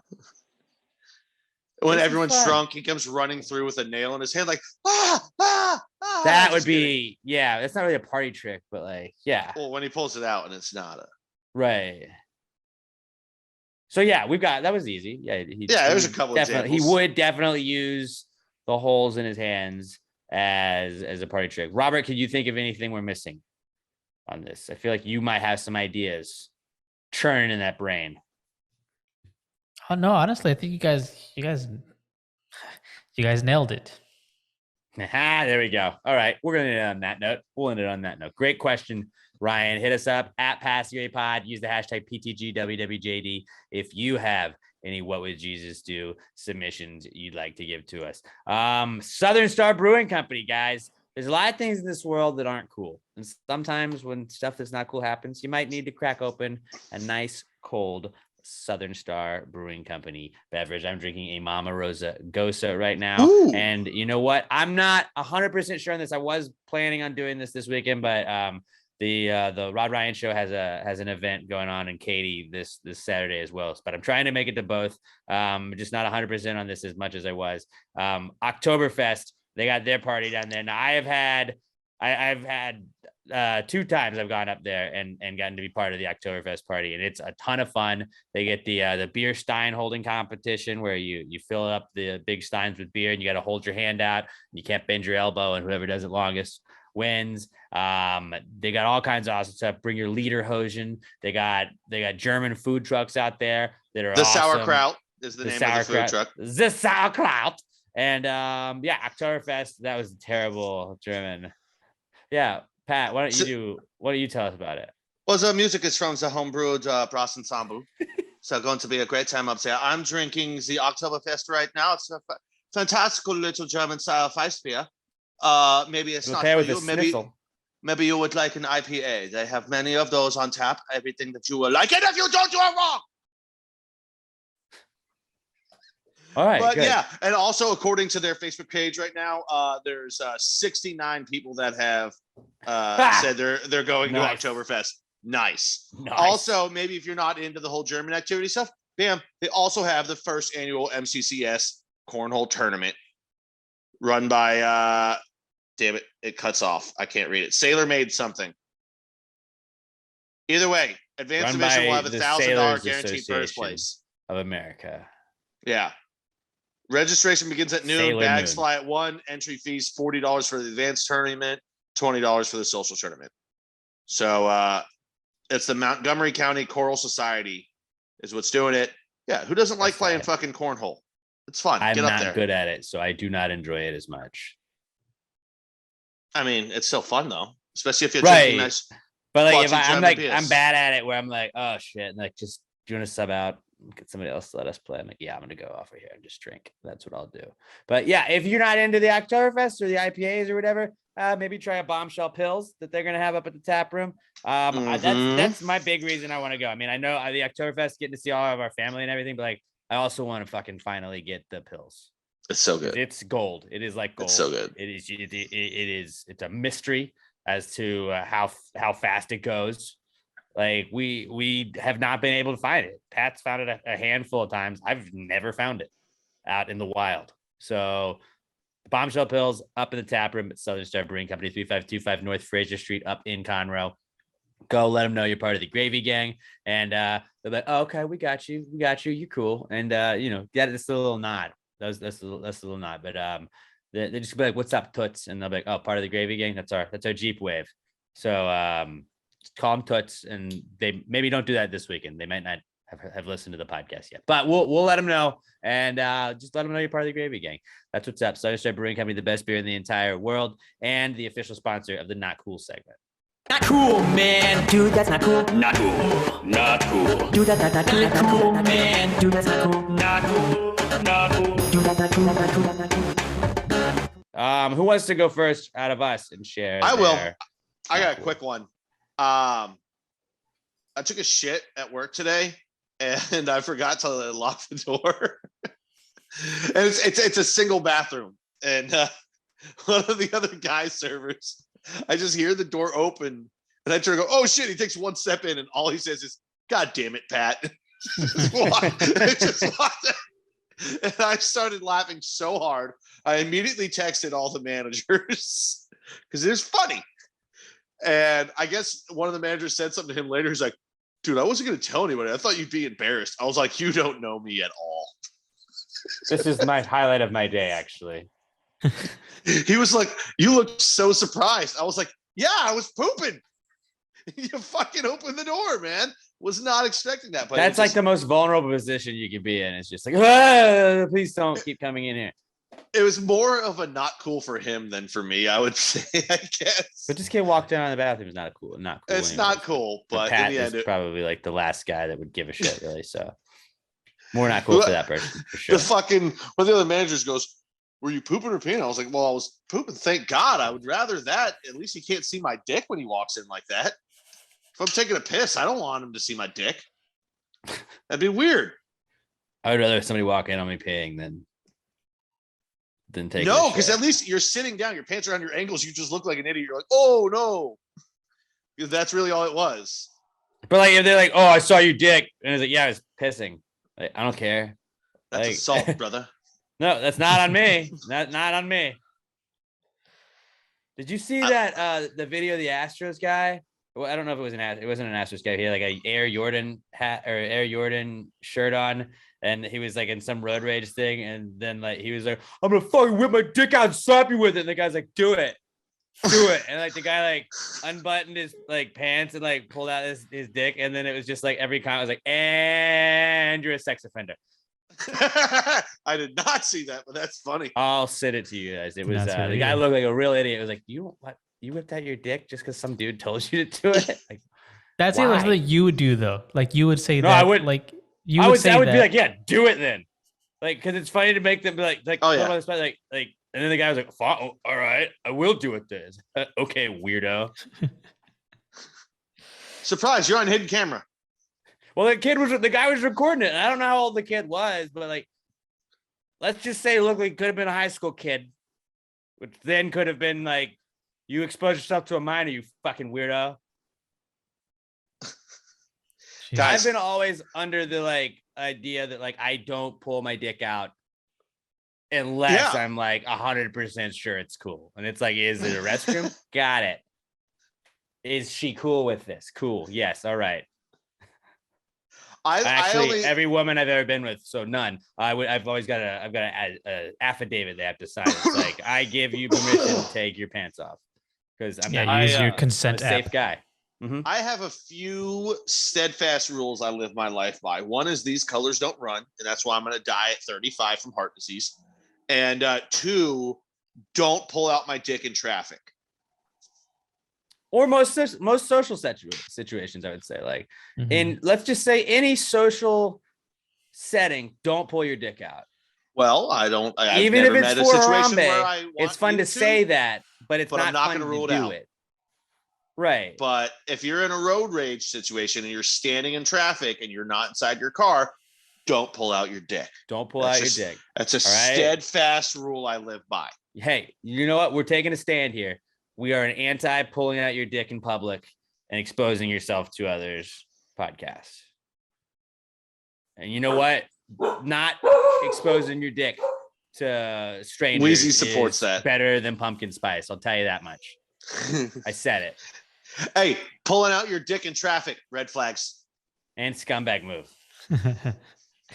Let's just pass the bingo at that point. All right. Delete the rest of the podcast and just put that 8-second clip right there that encompassed the entire podcast. Right That's like the Reddit, like too long, didn't read. Like that, just one sentence is basically the podcast.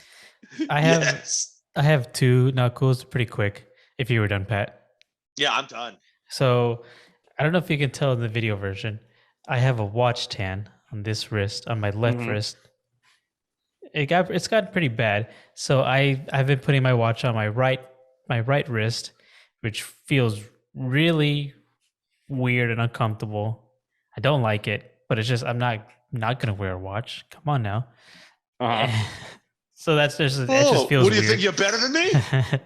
But the other one, I went on a walk with Sam the other day, and she walks really fast, much faster than I do, and I had to Team fast walkers. I had to power walk to keep up with her, and I hurt my elbow because I was swinging too fast. I was walking so fast, and so my arm was swinging.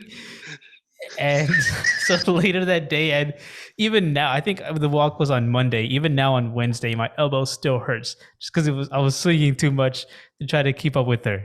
Oh, that's phenomenal. Yeah. There's people that are fast walkers, and then it's just like, what are you race walking? What are we doing here? There's a happy medium you can find. You're moving together. Also, does it not seem like Robert would walk really slow?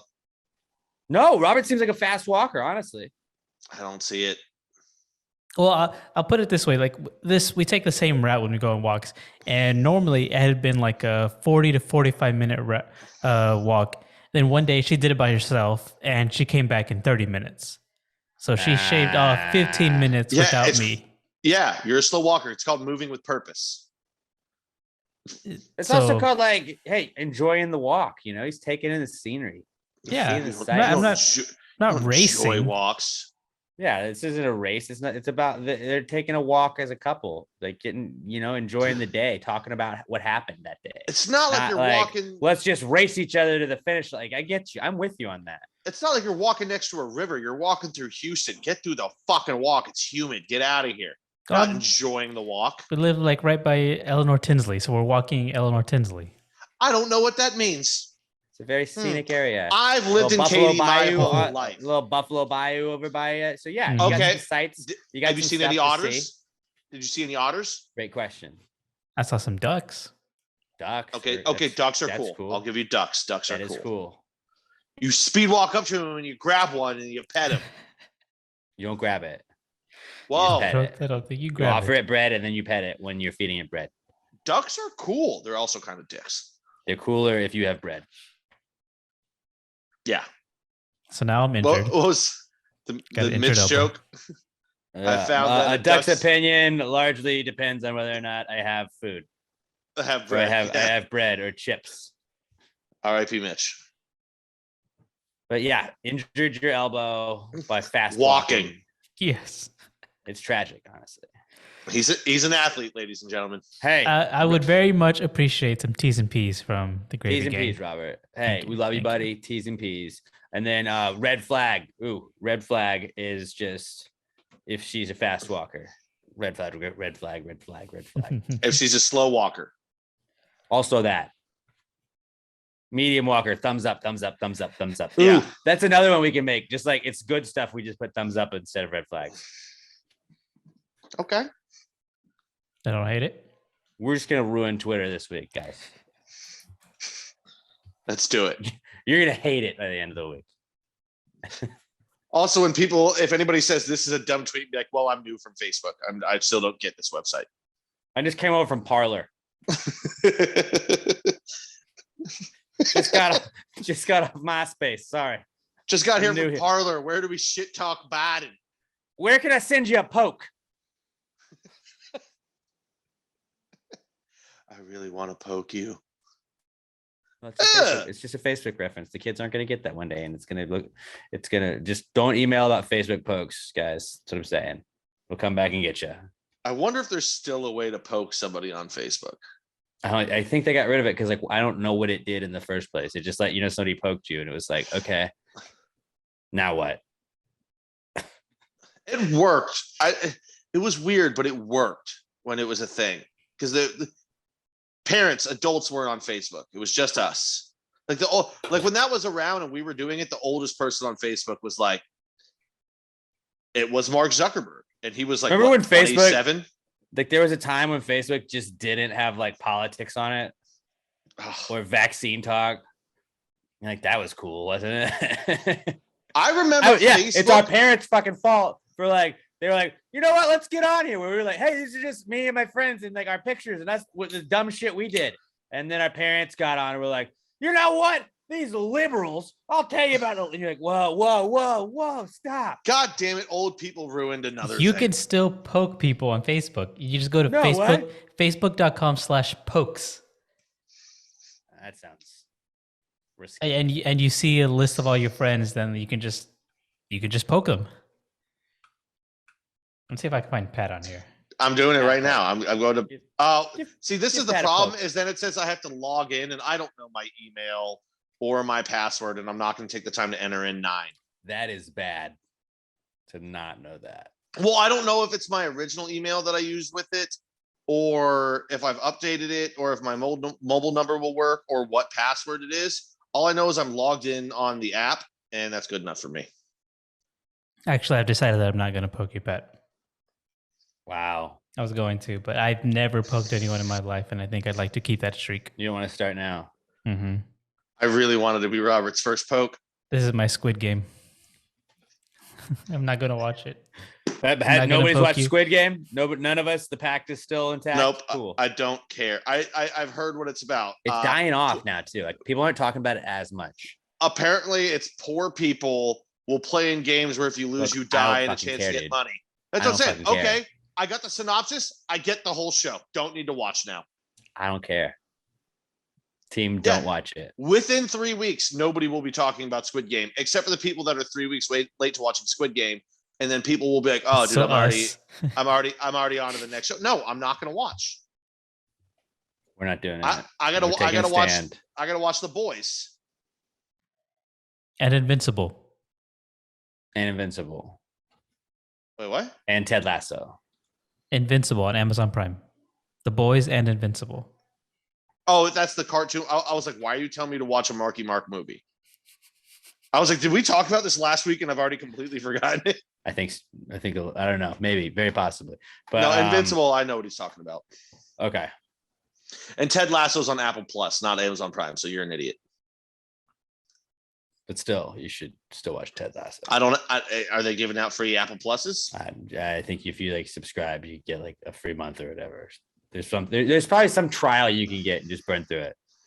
Both of the seasons that are out are over, so you can catch up. West Ham plays a part in the very end of it. I'll just give you a reason to watch. Ooh. I won't tell you how, but West Ham is mentioned for the first time like the whole show. Actually, I think they were mentioned once in season 1, but I was like, oh, West Ham. But can you like them now? I don't know if you can like West Ham now. I liked West Ham. Were they scumbags originally in the show? Not scumbags. The team is not scumbags. Okay. Somebody that maybe joins the team is a scumbag, but we're not giving away spoilers. Well, that's fine. I didn't want to have to cancel Ted Lasso for a false representation of our team. I mean, no, the beauty is if we were West Ham fans after we watched this, then it's like, that's bad. But we were like before Ted Lasso hasn't even been around. Like the show hasn't even been around as long as we've been West Ham fans. So all I know about the show is that it's heartwarming and Roy Kent eats pussy. That's all I know about Ted Lasso. A lot of pussy eating is like a storyline. I mean, not like a giant storyline, but it's definitely there's a storyline about it. And Roy Kent just growls at pussy a little bit. And you're gonna think for a little bit that Robert is kind of Nate. It's gonna be a long time before I watch the show. Let's just be honest. For season 3 will probably be finished by the time I get around to watching. Robert, do you see a lot of similarities in you and Nate, at least in the first season or the second season, part of the second season? You know what? I honestly didn't really think about that. I don't think so. Robert sees himself as more of a Roy Kent. Robert would be. He's like a hybrid of the two. Maybe Jamie Tart. I don't even understand. Well, that's just one more reason to watch. We don't need to talk about Ted Lasso. So Robert's elbow, Pat getting walked in the bathroom. That's y'all's not cools. My not cool is injuries, specifically the entire New York Giants team being injured. 8 of the 11 starters on offense were injured on Sunday's game. We lost a corner for a season. We had some other injuries on defense. It fucking sucked. And yeah, like when you have your quarterback and your number one quarterback and your number one running back go out in a game in like the first half, your whole game plan is kind of just fucked at that point. So like any chance you had at doing anything is kind of out the window. And then that was just me having to endure that rest of the game. So fucking that sucked. So that was a not cool. And then my other not cool is I was in DoorDash hell. I have bitched about DoorDash before, but this one took the cake on Friday night. I was Emma and I were getting ready to go out of town. We were like, let's just order a pizza, make it easy. So we ordered a pizza from the bar I watched soccer at.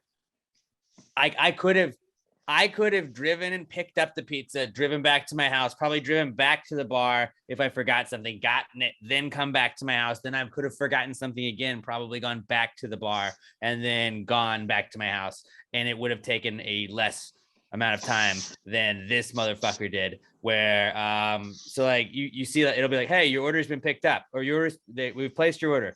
Your order's been picked up. your dasher is approaching. And then that's usually when like I get a call from my buzzer and it's like, oh, hey, it's the guy here. I got very detailed instructions. And if you need help, give me a call and I'll do this. The guy called me and I was like, what's up, dude? And he asked if I spoke Spanish. I told him I did not. And then I was like, all right, like, let me work with you. Like we got a little bit of a language barrier, but he seems pretty chill. He's a nice guy. He's like, oh, I'm here in front of the gate. And I was like, all right, you know what? I usually am like, hey, it's DoorDash. You dash to my door, not the gate. There's a little bit of a language barrier here. Let me go meet you at the gate. Stay right there, bro. So I go there and he's not at my gate. So I was like, maybe he went to my garage. I don't know. Maybe he went to the parking garage. He went to the parking garage and I was like, where are you? And I eventually navigated him to like the parking garage. He says he's in the parking garage. He's not in the parking garage. I'm walking laps around my entire apartment complex, up and down stairs. I'm going up and down elevators. I'm going in and out of a parking garage and in front of a gate and all of this stuff. And then he tells me, oh, it's this apartment. And I was like, no, that is not the name of the apartments on the, like my address has the apartment complex name on it. He was 2 apartment complexes over. And I was like, you just had me wander around my whole complex, dude. Like this, it shouldn't take a half hour for me to find you when you have the food. Not like a half hour for the delivery. It's a half hour for me to make contact with you while I'm on the phone with you trying to navigate this. And then like, it was just like, there was a language barrier. I couldn't understand any of that shit. And I'm not knocking him for that. It was just like, it was very frustrating to be like, I mean, like, what am I supposed to do here, dude? Like, do I just get you to leave the food and I sniff it out? Like, I don't know what we do here. And then I see a car with this, I see a pizza box in a car that's driving past me on the street. And I was like, are you in a black car? Are you in a black car? Are you in a black car? He's like, yes. And I was like, stop your car fucking right now. Just stop your car. He had fucking 2 kids in like car seats. And his wife, it looked like, was in the car with him and trying to help him navigate. And I was like, now I feel like a fucking asshole because I'm all pissed off at this guy who's fucking got his family with him making DoorDash deliveries. And I'm like, yeah, I gotta give him 5 stars. Gotta give him 5 stars, right? These guys just trying to work. He's just trying to work. He's trying to fucking feed his family. I'm not gonna be that guy. It's like 1 star. I'm not gonna fucking do that. I always tip $10, no matter what the DoorDash is. I tip $10, and like that's the only issue like that I've had, where it's like he went to the wrong whole fucking place, and like I don't know, dude. But then I was like all fuck, like I wasn't gonna like get mad. Like I usually thanks and just try and get out of the way. Like I get it. Like I've been a delivery guy before, but it was like you were telling me to go. Like you were telling me you were in places that like were not there. Like there's not an underground parking garage in the apartment complex he was at. There was one in mine, and it's like I don't. Only like, Alex. Okay, you pulled the family card, and I'm still like, here's 5 stars, thanks, dude. But like he was trying. At least he was trying. I think you've had people just leave it, right? And like, no, they would like get pissy with me, like, yeah, can you just come meet me here? I'm like, no. Like I was like, yeah, dude, let me come meet you at the gate. Like I get it. Like I'm not gonna try and decipher like this guy's. Like, I don't want this guy to have to like figure out like the right English words to say to me if, you know, like English isn't his first language. And obviously he was struggling to go back and forth, and he was doing as much as he could. And I was like, okay, dude, I gotcha. But like, then at a certain point I was like, all right, we're not getting anywhere with this. Just back and forth. I don't know any Spanish. Your English isn't as good as like we're having a little bit of a difficulty. I don't know what would have happened if I didn't see his car drive by. Like I would just like, just take the food. I'll see you. Like, Only you can order pizza, the most widely delivered food on the planet. But choose a pizza place that doesn't deliver, so you still have to go through fucking Well, and DoorDash. I choose it because it's from a bar that I go to, and I like to support. I would rather my money go to them than like Pizza Hut or Domino's or like another chain. Like that's you not have going, like, so many problems with DoorDash. You need a new delivery service, bud. it's support local. I gotta go Uber Eats. That's where Lil Nas X is. Go to Grubhub. Uber Eats. I gotta go with Nas.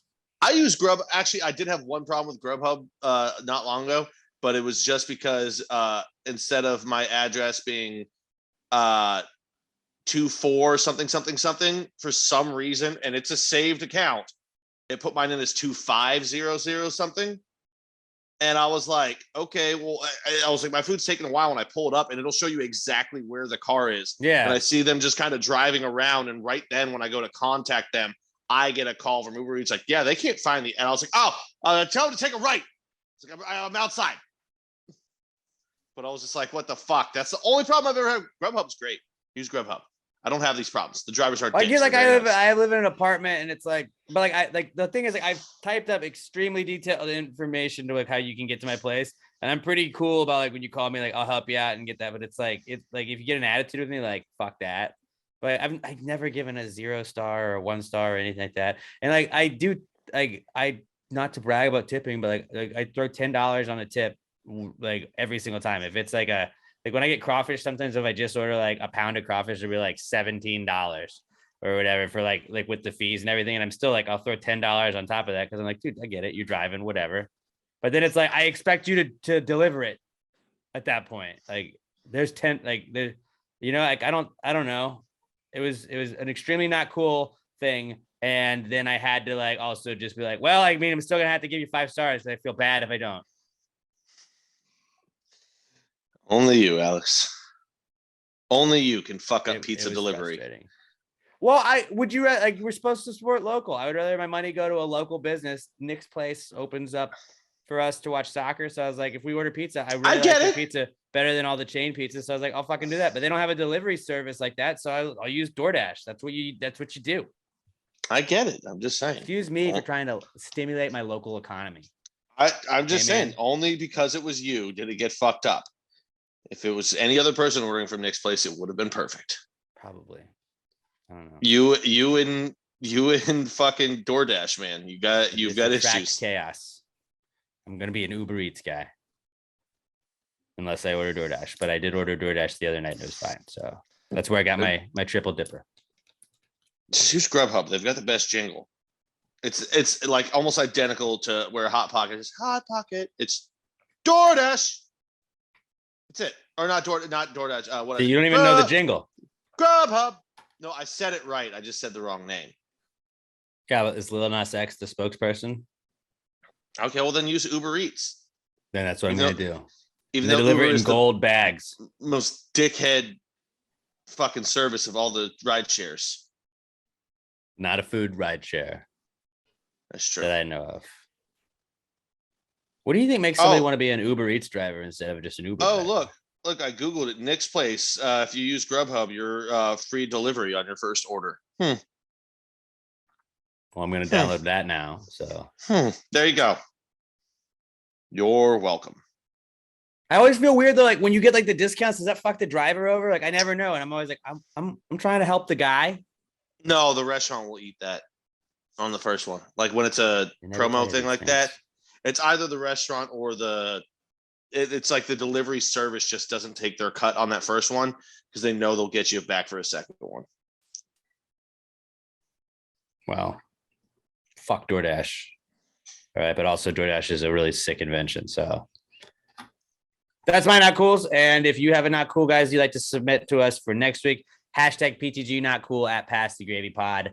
And you can also go ahead and if you got any questions for us, hit us up for the answers segment. Anything that comes to your mind, if it's a high thought, something you saw online that you want our opinion on, maybe you need some relationship advice from the boys, hit your boys up at Pass the Gravy Pod. I'm at Alex J Middleton. Pat's at not Pat Dion. Robert is at Robert Barbosa 03. Give us a follow on Twitter and tag us. And then at Pass the Gravy Pod, hashtag PTG answers is where you got to put that. You can email us as well, answers at passthegravypod.com, but we do check Twitter first, and that's where we get the majority of our questions. So hashtag PTG answers at Pass the Gravy Pod. This is the answer segment brought to you by LittleMShop.com. The best air fresheners, the best everything. There's a little bit of this, a little bit of that. You got shirts, you got mirrors, you got the compact mirrors for the ladies or for the fellas. We don't judge here. You got stickers, they got keychains, they got all kinds of cool shit, and the best air fresheners in the world. Shout out to Josh Tree. I know he's stocked up. He was listening to you say like, hey, these bad boys are awesome. So he's stocked up and he's good to go on his air fresheners. You can put them in put the spares in your glove box since you don't have gloves there. We already talked about that today. You got a company car, throw it in that bitch too. And they're like, wow, these air fresheners are amazing. You're like, I got it at LittleMShop.com, and you can too. And if you use the promo code PTG69 at checkout, you're going to get 10% off your order. Promo code PTG69 PTG69 at checkout. And yeah, you're going to love whatever you get. There's a little bit of this, a little bit of that. And use the promo code PTG69 to get 10% off your order at littlemshop.com. Give them a follow on Twitter at littlemtweets and littlemshop on Instagram. Let them know you heard about them on Past the Gravy podcast and you're part of the Gravy Gang at Little EM Shop, littlemshop.com. This is the answer segment. Well, if you just answered the question, why just answer the question? Be honest, no big deal. Yeah, answer the question. Don't change the subject, just answer the fucking question.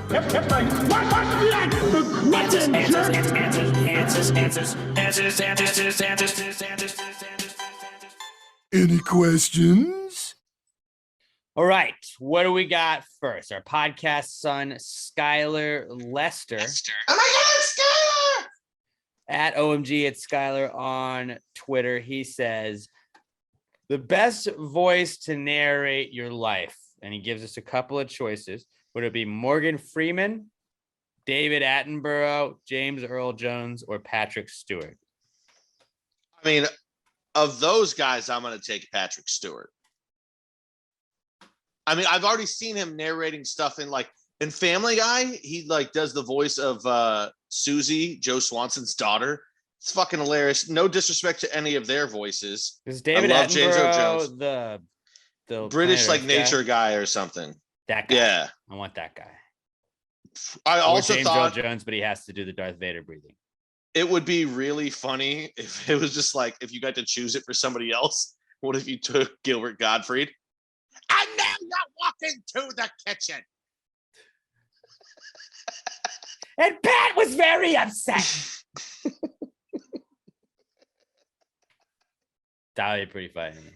But of the ones, locked eyes from across the room and knew they were meant. I just lost the Gilbert Gottfried there. I just started laughing and yelling. But God damn it, his would be great. Of the ones he named right there, and let's recap that again. It's David Attenborough, James Earl Jones, Morgan Freeman, and Patrick Stewart. I think I would go David Attenborough just because it would sound cool to have the Planet Earth guy kind of talk about it. And Alex walks into the office to get a cup of coffee. Oh, now another co-worker comes that he doesn't want to talk to. How's he going to handle this one? That would be funny. I looked up just some other iconic voices like Tim Curry. That would be a good one. Yeah, but we got to respect the exercise and go with what he gave us. I didn't even know David Attenborough, who he was, until I just looked it up as we were figuring out the question here. And yeah, figuring out that he's the Planet Earth guy in a second. Yeah, that's that guy. I mean, John Madden would be great. Here's a guy that, he's just going to the kitchen. Jeremy Irons, who, if you don't know, he voiced Scar in The Lion King. So you've heard his voice a million times. Scar, so fuck that guy. Team Simba over here. Charlton Heston, great voice. What was the last one that I came across? So it would be the one that I actually chose. You're like Anakin. You're sitting there trying to decide if you want Coke or Pepsi, and then I pity the fool that don't choose Coke. Let's woke up. Fuck, where is it? I just scrolled. Robert, who would you pick of the ones listed? I think I would go with Patrick Stewart, but only because I'm more familiar with him than I am everyone else. I want a captain of the Enterprise narrating my life. That'd be dope. I mean, that's a solid reasoning why. I get that. Do other people get to hear the narration of your life, or is it only in your head? Because it would be sick to me to have the Planet Earth dude just I think that would be entertaining to watch to other people. I can still top it though. I mean, they would all be entertaining, but I feel like that guy would really just that guy got it. He was basically a football play-by-play guy, but just for animals. I think and the ultimate cheetah attacks the crocodile when it least expected it. And But the Alex crocodile's not done just yet. opens up his 34th crawfish, goes in for a bite. Exquisite. Oh, we got a little bit of juice squirted into his eye. That's gonna sting. The best one, fucking Sam Elliott. Sam Yeah. Elliott's voice narrating live would Again, be the not best. not one of the listed ones. I'm going all. I already said Patrick Stewart is who I would pick that from that list, but I'm saying if I could choose anybody in the world to narrate my life, it would be fucking Sam Elliott. God damn, as I was saying, I lost this. But like, dude, Virgil Earp saying everything I do. The coolest voice in the world, though, if I had to pick like that person to narrate, it would be Tony Gwynn, because Tony Gwynn had the coolest voice in the world. R.I.P. in peace. Do you not remember Tony Gwynn's voice? No. Why would I remember? Right, if Tony you're Gwynn's listening to voice? this right now, you don't know what I'm talking about. Pause it and go YouTube Tony Gwynn, just like play-by-play, and like that guy's voice was awesome. Like it was also just like what this, like I don't know. I love that guy's voice. So like Tony Gwynn, the baseball player.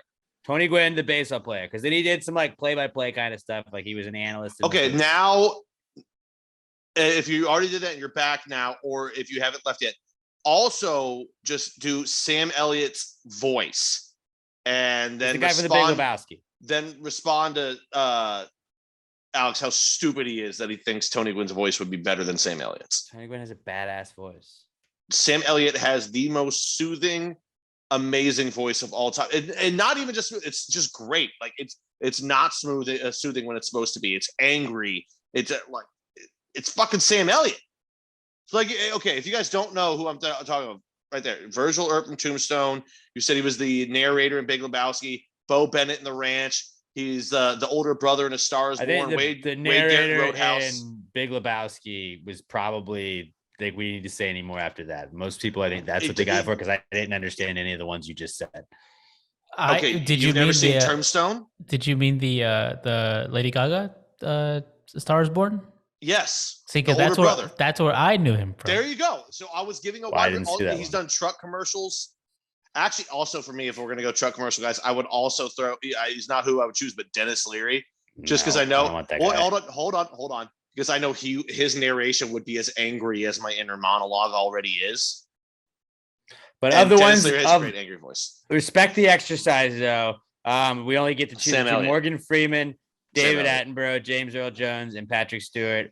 Robert's gonna go Patrick Stewart, right? Yeah.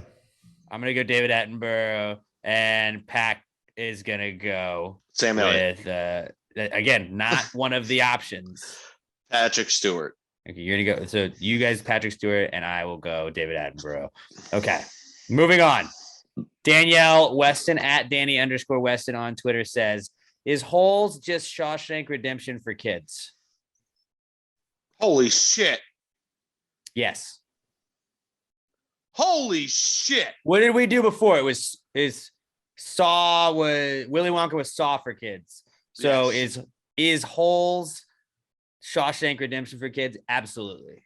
Keep these coming. Holy fuck, you just blew my mind. It 100% is. I mean, there's so many similarities. Yes. It's just like a watered down, like not as like inappropriate version. One of the two protagonists, one is white, one is black. They become best friends. They help each other. Like, yes. You got the dickhead warden. The warden, like, befriends you, but then turns on you at the last minute. And then you eventually have to overcome the warden to, get out. They have to run away and escape. Holy shit. Lots of this. I want to go back and watch Holes now, to be honest with you.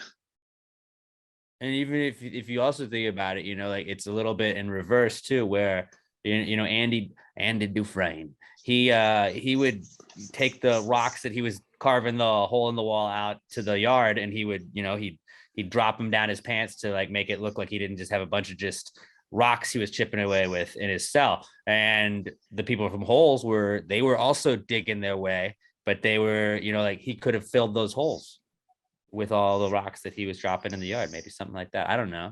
Yes, Holes is absolutely Shawshank Redemption for kids. Yeah. Also, if you're going to Google it, you might want to put Holes movie so you don't accidentally Google the wrong thing. I downloaded the wrong Holes. That's got to be a meme already. If not, somebody should make that a meme, and we will post that. Josh Tree, you know what to do.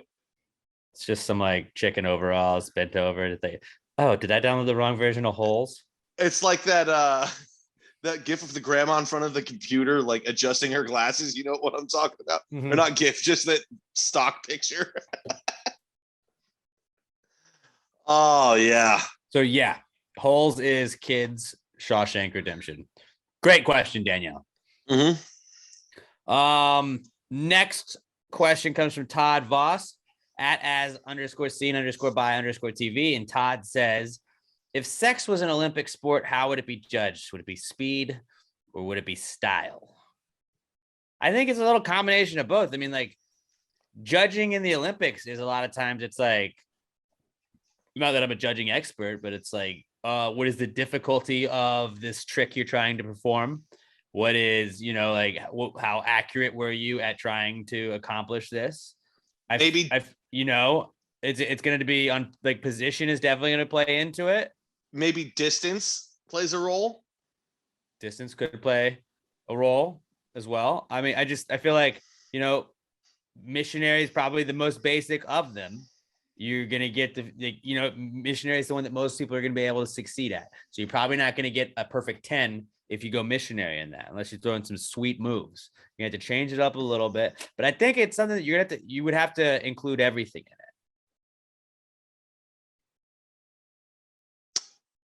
it. Although I think speed is a little rude and discriminatory.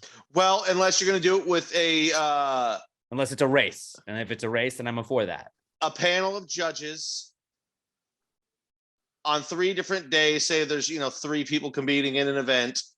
They see one video one day, one video the next day, one video the next day, and then speed. Who comes the fastest? Which video makes you come the fastest? That could be an Olympic sport. I think, yeah.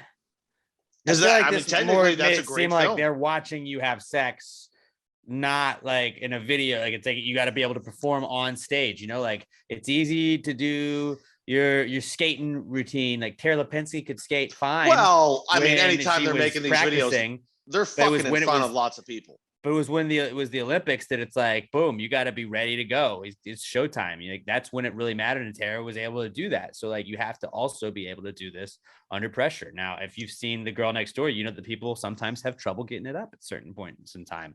And if you're going to be one of those that, not to shame anybody, we don't shame anybody here on this podcast, but if you, maybe you can't get it up, then that's going to definitely deduct some points from these judges. You're going to be representing your country. For gosh sakes. So, like you're not just gonna be half-assing it. Like, let's just say our doctor slash lawyer / plumber friend that we've seen in quite a few videos. He would probably be, I would pick him as my pick. See, I would say the United States in the Olympics. I would say you can't go professionals. Mr. Sens, I think, is out. I think what you have to do is we got to take this back to Lake Placid. We got to go amateurs in the Olympics. You can only use people that are already Olympians because they're already in fantastic shape. And I think that would just be good for the viewer. I think it would be funnier, though, if you went to the Olympics solely as like a sex haver. Like that was the, like, what competition are you going to be participating in? I'd be like, sex. I think it'd be funnier if it was like on Tuesday, this guy won a gold in gymnastics, and then on Thursday he didn't even place in fucking. Yeah, I mean, we're really gonna see, is he tailing off? Is he washed up in this Olympic Games? No, I think you would have to just like, I think it'd be funny to watch, like, if it was like porn stars from different countries was who represented the country, and it's like, what, like, they have like an icon, like it's like the hockey one. The U.S. just wins. Like, it's just like a stick figure with a hockey stick. Like, it'd be funny to see, like, and coming up, we got the sex quarterfinals of the Olympics. We got Brazil taking on the United States. Well, it would be like 20, 30 years ago, Germany would dominate, like especially the grosser porn categories. I think in the Olympics. I think know. America has caught up. I think America has caught up. I think we just throw Adriana Chechich in any category, and she's just gonna wipe the floor with everybody else. Bonnie Rotten. Throw some real sick bastards out there, and we just win. That would be a really funny Olympic sport. But it really would be United States versus Germany. every It year. would be judged in all of the ways, not just speed, not just style. I think you have to have a combination. Distance. That's what goes into judging. So yeah, I think distance has to come into play at some point. Our next question comes from Josh Treecottle at Joshua Tree 713 on Twitter, and he says, "If Squid Game was in the United States, is that what he said? If Squid Game was in the United States, what 6 games would we play to the death? All of them have to be kids' games since you guys won't watch." Okay, kids games. Hopscotch, Foursquare, So you die if you lose, right? dodgeball, Dodgeball would be a good one. kickball, Hide and seek. heads up, Hide and 7 up, Freeze tag. Tag. Freeze tag. but it's What like about death what about tag.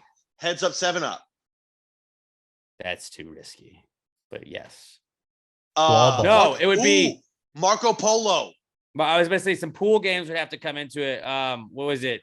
Where you would like, was it categories where you'd be like, all right, I'm thinking of a soda, and you would stand up and then you would like start naming off sodas. And like if Robert's was Sprite, then Robert would have to try and beat me across the pool.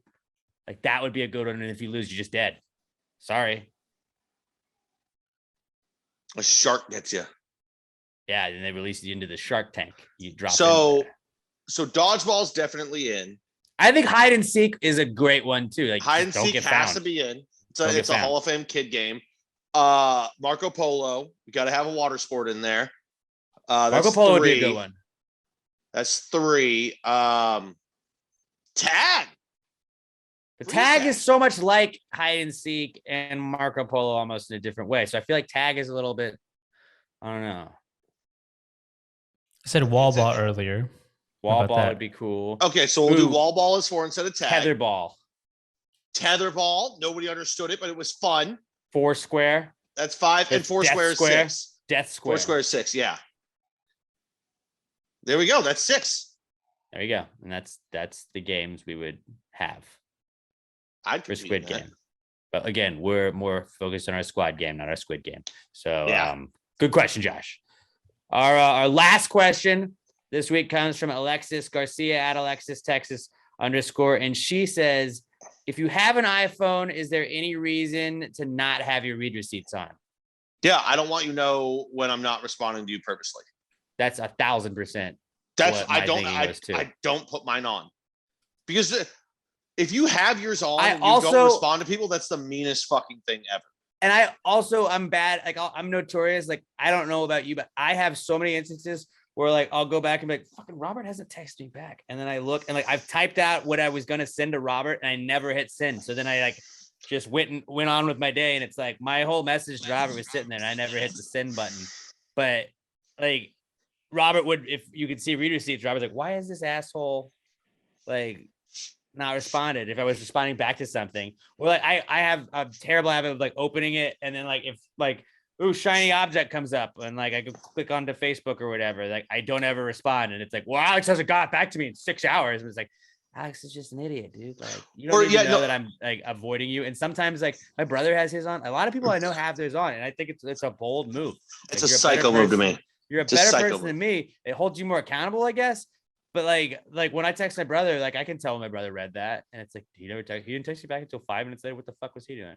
I think the only reason to ask somebody to have their read receipts on is if you're in a relationship and they've cheated on you, but for some reason you're still trying to make it work and it's a trust issue thing and they have to have it on. That's the only reason that's otherwise read receipts should not exist. It should not. It's a psycho It's a move. sick flex when somebody has it on though, because you're like, this guy is timely. Because you know what I do all the time is I'll be in like I'll open up my phone. Okay, so right now I've got 2 different things right here, one from a group chat and one from my buddy. I'll click on like my buddy's one and about to respond, and the blurb will come down from the top of another text, and I'll hit that one and answer it, and then forget to just answer the first one. Absolutely. I do that. I do it too. It's completely innocent. But then it's like, oh, it's been 10 minutes since you opened that. What the hell? And then I feel like an asshole. And this is just me of being like, I'm an idiot, not an asshole. But also like, you don't even know when I read it. Like, do you ever get emails at work? I guess, I don't know. You don't really have like a company. Nope. But like people want read receipts like when you read something. And I was like, no, Yeah, I always say I'm no. never gonna tell you that. Yeah. Nope. It's a weird thing to like require me to be like, oh, they want to know if you like. They want me to know when you read it. Like, oh no, you won't know that I read this. Now I'm reading it and I'm gonna mark it as unread, and I'm not getting back to you for 6 days. You want me to know that I purposely read your email and I'm not responding to you because I think you're a piece of shit? That's what you're saying. I'm just like I don't have a response ready for you, so I'm not gonna respond. But I'm also not gonna let you know that I opened it.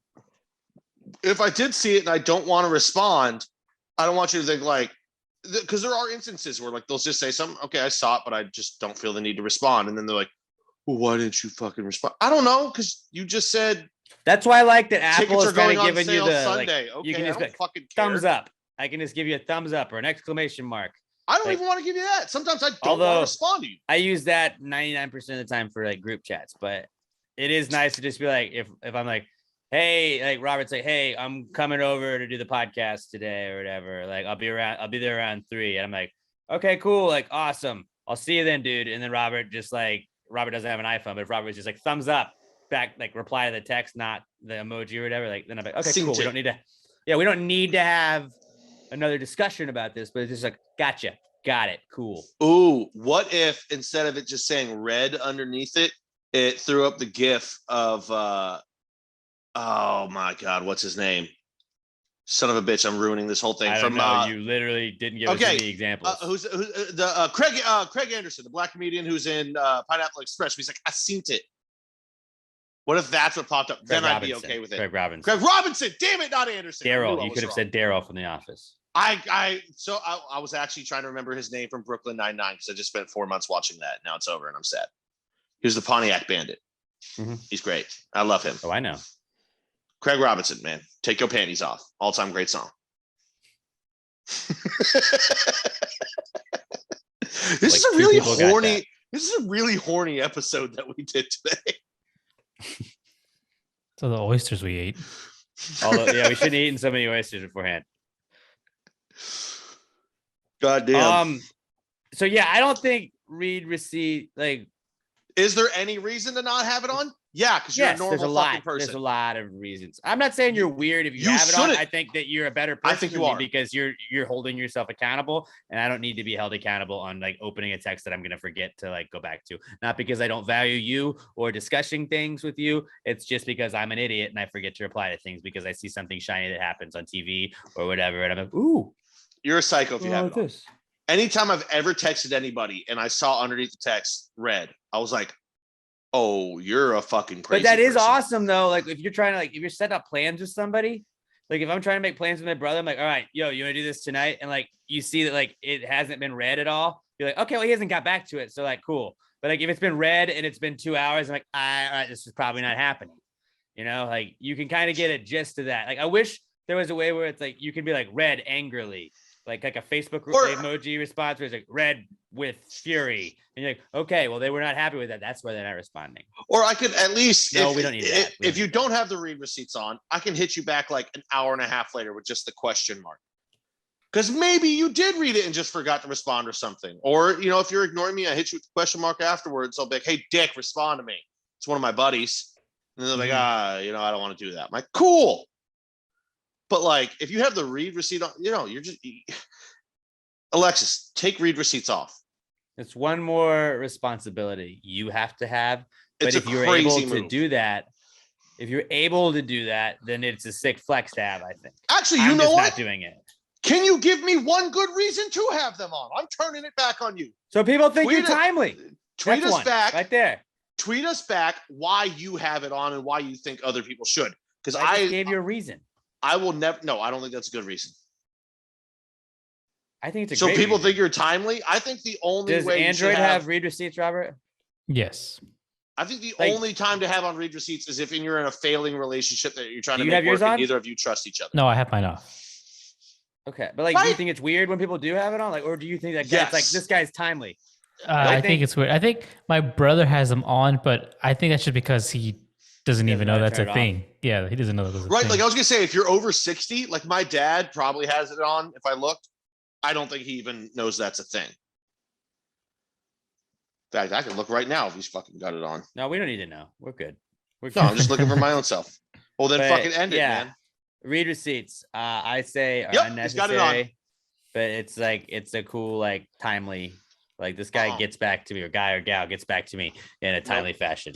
Most of the time is what I expect, or you can tell that they don't. So, I mean, I don't think you're a scumbag if you have read receipts on. That's what I'm saying. No, you're not a scumbag. You're just you're a psycho. Okay.